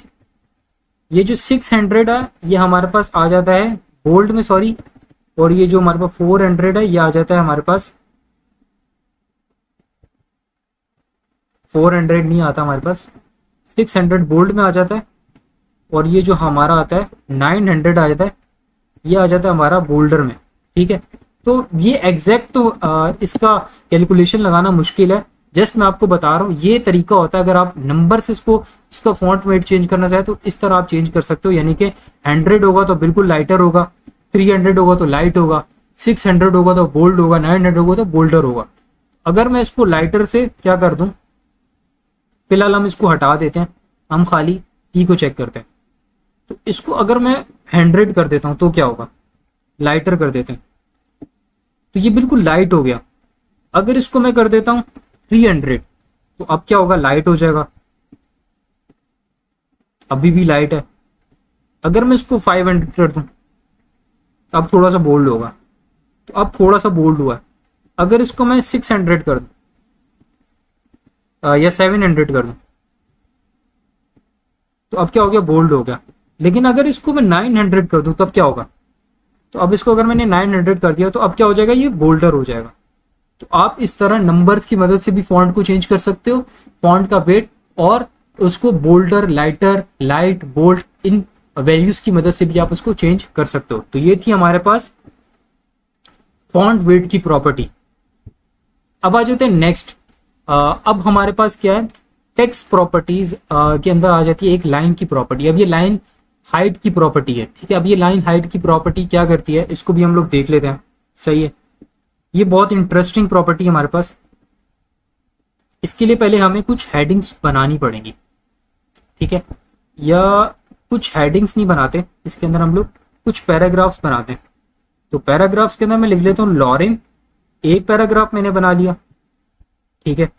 अब एक पैराग्राफ मैंने बना लिया, अब मैं यहां पर आया, देखो बाय डिफॉल्ट जो हम लोग पैराग्राफ बनाते हैं ना, उसके अंदर क्या होता है, उसके अंदर स्पेसिस नहीं होती, ठीक है, स्पेसिस बिल्कुल नॉर्मल होती हैं। लेकिन मैं चाहता हूं उसकी स्पेसिस बढ़ जाए, तो वो चीज मैं कैसे कर सकता हूं, तो वो चीज हम लोग चेक करने के लिए क्या करेंगे, यहां पे मैंने पी लिखा, पी के अंदर मैंने लिखा प्रॉपर्टी थी हमारे पास लाइन हाइट। अब देखो बाय डिफॉल्ट लाइन हाइट क्या होती है हमारे पास, नॉर्मल होती है, इसको हम लोग चेंज कर सकते हैं। तो हम लोग चेंज इसको पिक्सल की मदद से करेंगे। मैंने यहाँ पे लिख दिया 2 पिक्सल्स, तो जैसे लिखा ना यहाँ पे 2 पिक्सल्स, तो ये क्या हो गया, जुड़े जुड़े हुए आ गए, क्योंकि 2 पिक्सल बहुत कम होता है। तो इसको हम लोग थोड़ा सा बढ़ाएंगे, इसको हम लोग 10 पिक्सल कर लेते हैं। तो 10 पिक्सल भी बहुत जुड़ा हुआ आ रहा है, इसको हम लोग कर लेते हैं 20 पिक्सल। तो अब क्या है, स्पेस आ रही है। अगर इस 20 को मैं 40 कर दूं, तो इस तरह अगर हमें अपने टेक्स्ट के अंदर स्पेसिस चाहिए, यानी कि मैं चाहता हूं अब मेरी जितनी भी लाइंस के अंदर टेक्स्ट लिखा है उन लाइंस के दरमियान में स्पेस हो, तो किसकी मदद से हम ला सकते हैं, लाइन हाइट प्रॉपर्टी की मदद से ला सकते हैं। अब इसको लिखने के भी 3 तरीके हैं, ठीक है। अब मैंने पिक्सल की मदद से भी लिख सकता हूं और नंबर की मदद से। अब नंबर की मदद से अगर मैंने इसको लिखना है तो पिक्सल मैं नहीं लिखूंगा, जस्ट मैंने 4 लिखा, तो क्या हो गया, ये चेंज हो गया। अब इसको अगर मैं 2 कर दूं, तो नंबर की मदद से भी आप इसको चेंज कर सकते हो, ठीक है। इसके अंदर होता है कितने गुना आप इसको चेंज करना चाहते हो। तो मैंने A1 लिखा, 1 में एक ही रहेगा, इसको मैं कहता हूँ 2 गुना कर दो चेंज, तो 2 गुना पे ये हो जाएगा। मैं कहता हूँ 2 गुना नहीं, इसको तुम 5 गुना कर दो, तो ये कुछ इस तरह हो जाएगा। फिर इसको आप नॉर्मल करोगे तो क्या हो जाएगा, अपनी जगह पे ये वापसी आ जाएगा। तो ये थी हमारे पास लाइन प्रॉपर्टी, जिसके अंदर हमने देखा कि अगर आप लाइन्स के, यानी कि कोई भी आपने टेक्स्ट लिखा उसके दरमियान, उसकी लाइन्स के दरमियान स्पेस लाना चाहते हो, तो आप किसका इस्तेमाल करोगे, लाइन हाइट प्रॉपर्टी का, ठीक है। तो लाइन हाइट प्रॉपर्टी क्या करेगी, आपके टेक्स्ट के, यानी कि ऊपर वाली लाइन के टेक्स्ट के और नीचे वाली लाइन के टेक्स्ट के दरमियान में स्पेस लेकर आएगी। अब इसको आप उसको पिक्सल की मदद से भी कर सकते हो, ठीक है, और नंबर की मदद से भी कर सकते हो। आप पिक्सल बता सकते हो कितने पिक्सल इसके अंदर फासला रखना है, और नंबर्स की मदद से बता सकते हो कितने गुना रखना है। उसके बाद अगर आपको कुछ फासला नहीं रखना, ठीक है, कहीं पे स्पेस ज्यादा है तो उसको नॉर्मल करना है, तो आप डायरेक्ट नॉर्मल कर लो। वैसे आप ज्यादातर ये यूज करोगे, पिक्सल्स यूज करोगे, यही नंबर यूज करोगे, ठीक है। तो ये थी हमारे पास लाइन हाइट प्रॉपर्टी। अब आ जाते हैं नेक्स्ट टेक्स्ट प्रॉपर्टीज में। हमारे पास ये जो लास्ट प्रॉपर्टी है, ठीक है, ये थे टेक्स्ट ट्रांसफॉर्म। आगे जाके और भी प्रॉपर्टीज हम लोग शायद डिस्कस करें, ठीक है, जो हमारी रह गई होंगी। फिलहाल अभी आज की इस वीडियो के लिए हमारी लास्ट प्रॉपर्टी है, वो है हमारे पास टेक्स्ट की जो लास्ट प्रॉपर्टी है, वो हमारे पास प्रॉपर्टी है टेक्स्ट ट्रांसफॉर्म। अब टेक्स्ट ट्रांसफॉर्म है क्या, मैं चाहता हूँ ये जो मैंने टेक्स्ट लिखा है, इतना सारा टेक्स्ट, ये क्या हो जाए, कैपिटल लेटर में हो जाए। तो इसके लिए मैं क्या कर सकता हूँ, इसके लिए मैं यहाँ पर आऊंगा, मैंने पी का लिखा, जो पी के अंदर मैंने पैराग्राफ लिखा था, तो मैं यहाँ यूज करूंगा टेक्स्ट ट्रांसफॉर्म का, ठीक है, जो मैंने अभी प्रॉपर्टी देखी है टेक्स्ट ट्रांसफॉर्म, ठीक है। अब इसके अंदर देखो ऑप्शन आ रहा है capitalise, lower case, upper case, हमने क्या करना है, इसको कैपिटल में करना है, यानी कि हर चीज़ क्या हो जाए, कैपिटल हो जाए, तो यानी कि अपर केस करना है। तो मैं यहाँ अपर केस को यूज़ करूंगा। जब मैं ब्राउजर पे आऊँगा तो मेरा पूरा पैराग्राफ क्या हो जाएगा, अपर केस में हो जाएगा। तो इस प्रॉपर्टी को हम यूज़ करके अपने सारे टेक्स्ट को, या जितना भी टेक्स्ट हमने उसके अंदर लिखा हुआ टैग के अंदर, उसको क्या कर सकते हैं, अपर केस में कर सकते हैं। उसके बाद लोअर केस में भी कर सकते हैं। तो लोअर केस से क्या होगा, हर चीज़ क्या हो जाएगी, लोअर केस में हो जाएगी। और इसको हम टाइटल केस में भी कर सकते हैं। तो टाइटल केस में करने के लिए हम इसको कर देंगे, कैपिटलाइज कर देंगे। तो कैपिटलाइज से क्या हो जाएगा, ये टाइटल केस के अंदर हो जाएगा। लेकिन बात यहाँ पर आती है, यहाँ पर तीन चीजें तो हम लोगों ने कर ली। यहाँ पर जो टैक्स में बताया स्लाइड्स के अंदर, अपर केस भी हमने देख लिया, लोअर केस भी देख लिया और कैपिटलाइज भी देख लिया। ये नन क्या है, तो देखो नन हमारे पास क्या होता है, ना मैं उसको अपर केस में करना चाहता हूँ, ना मैं इसको लोअर केस में करना चाहता हूँ, ना कैपिटलाइज। जैसा है इसको वैसे ही लिख दो। तो ट्रांसफॉर्म में क्या होता है, इसको चेंज मत करना। तो उसके लिए हम क्या यूज कर देते हैं, नन का यूज कर देते हैं। ठीक है, तो जैसे का जैसा था वैसे का वैसा ही रहेगा। ठीक है, अब आ जाते हैं हम लोग इसके ऊपर। ये आई थिंक मेरी हमारी लास्ट प्रॉपर्टी थी। हाँ नहीं, एक और है, टेक्स्ट की लास्ट प्रॉपर्टी थी। एक यूनिट को हम लोग पढ़ लेते हैं। ठीक है, सीएसएस में एक यूनिट होता है, ठीक है, सीएसएस में, जिसको हम लोग कहते हैं पिक्सल्स। ठीक है, एब्सोल्यूट में आता है ये। ठीक है, अब ये होता क्या है, इसको भी हम लोग देख लेते हैं। Unit in CSS absolute pixel. अब 96 pixel is equal to 1 inch. ये जो 96 पिक्सल होता है ये 1 इंच के इक्वल होता है। ये हमें क्यों बताना चाह रहा है, देखो यहां पर मैंने लिखा है P, सही है। मैं चाहता हूं इस पैराग्राफ की हाइट मुझे बड़ी चाहिए, तो मैंने यहाँ पे लिखा फॉन्ट। ठीक है, फॉन्ट साइज, ठीक है, आई थिंक यही था फॉन्ट साइज। हाँ, फॉन्ट साइज था। तो मैं चाहता हूं इसका जो भी साइज है इसका बड़ा हो जाए, तो मैंने इसके अंदर लिखा 22 पिक्सल। तो जब मैं यहां पर आया ब्राउजर पे तो ये बड़ा हो गया। मैं चाहता हूं नहीं 22 पिक्सल ना हो, ये उससे भी बड़ा हो, 66 पिक्सल।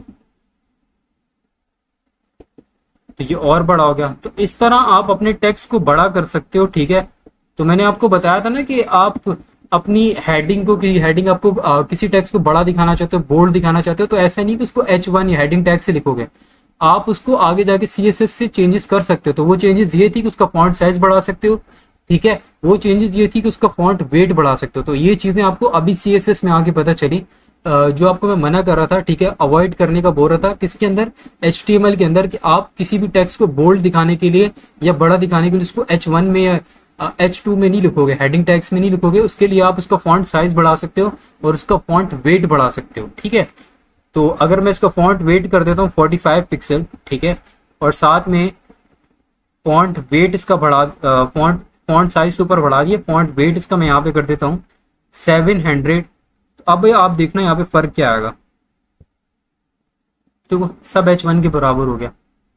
सही है, तो इस तरह आप फॉन्ट वेट भी हमने देख लिया और फॉन्ट साइज भी देख लिया। यानी कि अगर आप अपने टेक्स्ट का वेट, फॉन्ट वेट बढ़ाना चाहो तो वो भी बढ़ा सकते हो, और फॉन्ट साइज यानी कि उसका साइज भी बढ़ाना चाहो तो बढ़ा सकते हो। साइज किसकी मदद से बढ़ा सकते हो, फॉन्ट साइज की मदद से, सिर्फ साइज की मदद से नहीं, फॉन्ट साइज की मदद से। तो इस तरह हम लोगों ने फॉन्ट साइज को भी हमने कवर कर लिया। और यहाँ पे इसने बताया हुआ है कि 90 पिक्सल कितने के इक्वल होता है, 1 इंच के। तो अगर मैं इसको फॉन्ट साइज को 96 पिक्सल करूं, ठीक है,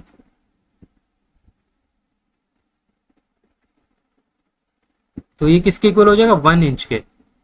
ठीक है, तो ये थी हमारी लास्ट प्रॉपर्टी। ठीक है, इसके अंदर CSS के अंदर।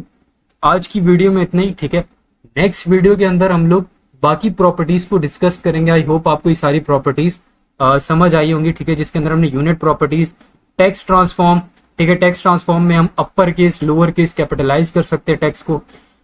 लाइन हाइट प्रॉपर्टी की मदद से हम लोग लाइंस के दरमियान में डिफरेंस, यानी कि लाइंस के दरमियान में स्पेस ला सकते हैं। उसके बाद फॉन्ट वेट, यानी कि अपने टेक्स्ट को बोल्ड कर सकते हैं, लाइटर कर सकते हैं, लाइट कर सकते हैं, बोल्ड कर सकते हैं। ठीक है, उसका फेड ऊपर नीचे कर सकते हैं। ये हमारे पास 5 जेनेरिक फॉन्ट फैमिलीज है जो कि सबसे ज्यादा फेमस है। उसके बाद फॉन्ट फैमिली आप चेंज कर सकते हो, एरियल, यानी कि आप उसके फॉन्ट को चेंज कर सकते हो अपने टेक्स्ट के। उसके बाद टेक्स्ट डेकोरेशन। अच्छा, टेक्स्ट डेकोरेशन में अंडरलाइन, ओवरलाइन और लाइन थ्रू था, लेकिन इसके अंदर एक और चीज आती है, मैं आपको बताना भूल गया था कि देखो इस P को ना ये एस पी को छोड़ो फिलहाल, पी ज़्यादा हो जाएगा। इस यू टैग के अंदर मैंने लिखा हमाद, ठीक है। मैं चाहता हूँ ये हमाद अभी क्या हो जाए, ये अंडरलाइन हो जाए। तो ये हमाद क्या हो गया, अंडरलाइन लिखा हुआ आ गया। लेकिन मैं चाहता हूँ यार ये अंडरलाइन हुआ बना है, तो मैंने इसके अंदर यू लिखा, इसको मैंने क्या लिखा, टेक्स्ट डेकोरेशन, और इसको मैंने नन कर दिया। अब मैं अगर आऊंगा तो ये हमाद के नीचे से अंडरलाइन हट जाएगी। लेकिन इस टेक्स्ट डेकोरेशन को हम लोग ज्यादातर नन को यूज कब करते हैं कि हम लोगों ने यहाँ पे लिखा एंकर टैग, ठीक है। एंकर टैग में HRF आ गया, तो मैंने यहाँ पे लिखा हमाद। अब आपको पता है एंकर टैग के नीचे क्या आ जाती है, लाइन आ जाती है, ठीक है। अगर मैं ब्राउजर के अंदर देखूं तो लाइन आ गई, मुझे इस लाइन को हटाना है, ठीक है। होता है ना कि लाइन बुरी लग रही है तो इस लाइन को हटाना है, लेकिन ये टेक्स्ट मेरा क्लिकेबल ही रहे, तो मैंने एंकर टैग लिखा, इसके अंदर टेक्स्ट डेकोरेशन को क्या कर दिया, नन कर दिया। तो अब ये लाइन क्या हो जाएगी, हट जाएगी इसके नीचे से, तो ये हट गई, लेकिन ये क्लिकेबल रहा। तो बाज़ औक़ात क्या होता है, आप यहाँ पे जब एंकर टैग से नेविगेशन बार बना रहे होते हो तो लाइनें बहुत बुरी लग रही होती हैं, तो वो लाइनें किसकी मदद से हटती हैं, इस टेक्स्ट डेकोरेशन प्रॉपर्टी की मदद से। उसके अंदर आप क्या लिख देते हो, नन लिख देते हो। तो ये भी बहुत एक इंफॉर्मेटिव चीज थी। उसके बाद हमने पीछे क्या किया था, टेक्स्ट अलाइनमेंट में टेक्स्ट को लेफ्ट से राइट से, लेफ्ट की तरफ लेके जाने के लिए, राइट की तरफ लेके जाने के लिए, दरमियान में लाने के लिए आप किसका यूज कर सकते हो, चाहे वो पैराग्राफ हो, हेडिंग हो, किसका यूज करोगे, टेक्स्ट अलाइन प्रॉपर्टी का यूज करोगे। उससे पहले हमने देखा यूनिवर्सल सिलेक्टर। यूनिवर्सल सिलेक्टर के अंदर जो चीज होगी उसकी पूरी के ऊपर CSS, उसके अंदर जो भी CSS आप लोगों को हर जगह अप्लाई हो जाएगी। एलिमेंट सिलेक्टर यानी कि आप किसी भी एलिमेंट को कॉल करके उसके ऊपर CSS अप्लाई कर सकते हो। ID सिलेक्टर यानी कि बहुत सारे एलिमेंट एक नाम के हैं, ठीक है, बहुत सारे H1 है, आप नहीं चाहते H1 भी सेम CSS अप्लाई हो, तो उनको आप अलग अलग ID देके अलग अलग ID को आप क्या कर सकते हो, CSS अप्लाई कर सकते हो। किसकी मदद से, ID सिलेक्टर की मदद से। तो ID सिलेक्टर को लिखने का तरीका होता है, हैश डाला और जो ID उसने दिया आपको, जो ID आपने उसको दी है वो ID लिख दी, ठीक है। उसके बाद ID आप मल्टीपल चीज़ों को अलग अलग ID दोगे, लेकिन मल्टीपल चीज़ों को आप सेम क्लास दे सकते हो। किस तरह, आप मल्टीपल चीज़ों को चाहते हो कि मल्टीपल चीज़ों का साइज एक जैसा रहे या सेम कलर हो, ठीक है, तो उसके लिए, या सेम फॉन्ट हो, तो उसके लिए आप क्या करते हो, सबको एक क्लास दे सकते हो, एक क्लास के अंदर लिख सकते हो। बाज़ औक़ात क्या होता है, डिव को आप एक क्लास दे देते हो, उस क्लास के अंदर आप चीज़ें लिख रहे होते हो, तो वो बहुत सारे टैग्स लिख रहे होते हो, तो बहुत सारे टैग्स की एक क्लास हो सकती है। बहुत सारी चीज़ों पे आप सेम CSS अप्लाई करने के लिए तो हम लोग क्लास का यूज़ कर सकते हैं। लेकिन यहाँ पर मैं आपको एक चीज़ बताना चाहूँ, ठीक है, यहाँ पर मैं आपको एक चीज़ बताऊँगा, बहुत इंपॉर्टेंट है वो, कि मैंने यहाँ पे क्या किया, एक डिव बनाई, ठीक है। इस डिव के अंदर मैंने H1 लिख दिया, सही है, हमाद। इसके अंदर मैंने एक पैराग्राफ भी लिख दिया, हमाद लॉरेन, ठीक है। अब ये दो चीजें मैंने इसके अंदर लिख दी, इसको मैंने क्या कर दी, एक क्लास दे दी, ठीक है। क्लास मैंने इसको दे दी, हमाद के नाम से क्लास दे दी, ठीक है। मैं चाहता हूं अभी मैं इसके अंदर सिर्फ एक CSS अप्लाई करूं, ठीक है, यानी कि मैं डॉट लगाऊं और क्लास का नाम क्या है, हमाद है, ठीक है। सॉरी, हमाद कैपिटल में, ठीक है, बल्कि नहीं स्मॉल भी था। मैं चाहता हूं कि अभी फिलहाल मैं इसके अंदर CSS अप्लाई करना चाहता हूं, ठीक है। जैसे कि मैंने यहाँ पे इसको कर दिया फॉन्ट साइज, या बल्कि कलर कर देते हैं इसको, कलर ब्लू। तो दोनों का कलर क्या हो गया, ब्लू हो गया। लेकिन मैं चाहता हूं कि हेडिंग इसके नीचे अंडरलाइन है, सिर्फ किसके नीचे अंडरलाइन है, हेडिंग के नीचे। तो अब मैं क्या करूं, तो उसके लिए हम क्या करते हैं, डॉट हमाद लगाया। अब देखो, अब मुझे पता है अगर मैं यहाँ हेडिंग लिखूंगा दोनों के नीचे हेडिंग आ जाएगी, मुझे सिर्फ इस H1 की हेडिंग को चेंज करना है। तो मैंने क्या किया, मैंने बोला कि इस क्लास के अंदर जाओ और H1 को क्या कर दो, टेक्स्ट डेकोरेशन उसकी क्या कर दो, अंडरलाइन कर दो, ठीक है। तो अब क्या होगा, सिर्फ H1 अंडरलाइन होगा। तो इस तरह आप क्लास के अंदर मल्टीपल, एक क्लास के अंदर इस तरह आप क्लास के अंदर किसी सिंगल चीज को भी, सिंगल टैग को भी इस तरह क्या कर सकते हो, CSS अप्लाई कर सकते हो, ठीक है। तो ये थी हमारी आज की वीडियो, जिसके अंदर हम लोगों ने CSS का इंट्रोडक्शन देखा, ठीक है, CSS है क्या, और बाकी चीज़ों को हमने कवर किया। ये RGB क्या होता है, हेक्स क्या होता है, बैकग्राउंड कलर क्या होता है, फोरग्राउंड कलर क्या होता है, एक्सटर्नल शीट क्या होती है, इनलाइन CSS क्या होती है, स्टाइल के टैग के अंदर हम जो CSS लिखते हैं हेड टैग के अंदर वो क्या होती है। और आज आपको पता चल गया होगा कि अगर हम लोग उसको लिंक नहीं करते तो वो CSS अप्लाई नहीं होती। तो जब मैं हेड का टैग मिटा दूंगा तो वो CSS खुद ब खुद रिमूव हो जाएगी। इस तरह मैं CSS को रिमूव करता था और आपको दिखाता था कि इस तरह हमारी वेबसाइट दिखती है अगर CSS इसमें ना हो तो ये हमारे पास 3 तरीके थे CSS लिखने के, ठीक है। और ये हमने CSS देखा, और ये CSS की full form cascading style sheet, ठीक है। तो ये था हमारा पार्ट 1। इसी तरह पार्ट 2 और पार्ट 3 आएगा जिसके अंदर पूरा हमारा HTML का कोर्स कवर हो जाएगा। तो आज की वीडियो में इतना ही। आपने इन सब प्रॉपर्टीज़ की प्रैक्टिस करनी है, ठीक है। प्रैक्टिस से ही आपको आएंगी, ये याद करके आपको नहीं आएंगी, ये आपने याद करनी भी नहीं है। ये आप गूगल पे भी सिंपल सर्च कर सकते हो। तो आप जितनी इसकी प्रैक्टिस करोगे उतनी आपको ये अच्छे से आएंगी। और ये जितने भी मैंने ये आपको करवाया है तो ये सारे नोट्स आपको डिस्क्रिप्शन में मिल जाएंगे, आप डाउनलोड कर सकते हो। इंशाल्लाह नेक्स्ट 2 पार्ट बहुत जल्द आ जाएंगे और हम लोग CSS को बहुत जल्द कवर कर लेंगे। इसके बाद प्रॉपर HTML और CSS के साथ एक पूरी वेबसाइट किस तरह बनती है वो मैं आपको जल्द बनाना सिखाऊंगा, ठीक है। और साथ साथ फिर हम लोग फिर आगे जाके नेक्स्ट JS को भी स्टार्ट करेंगे और साथ में टेलविंड CSS को भी।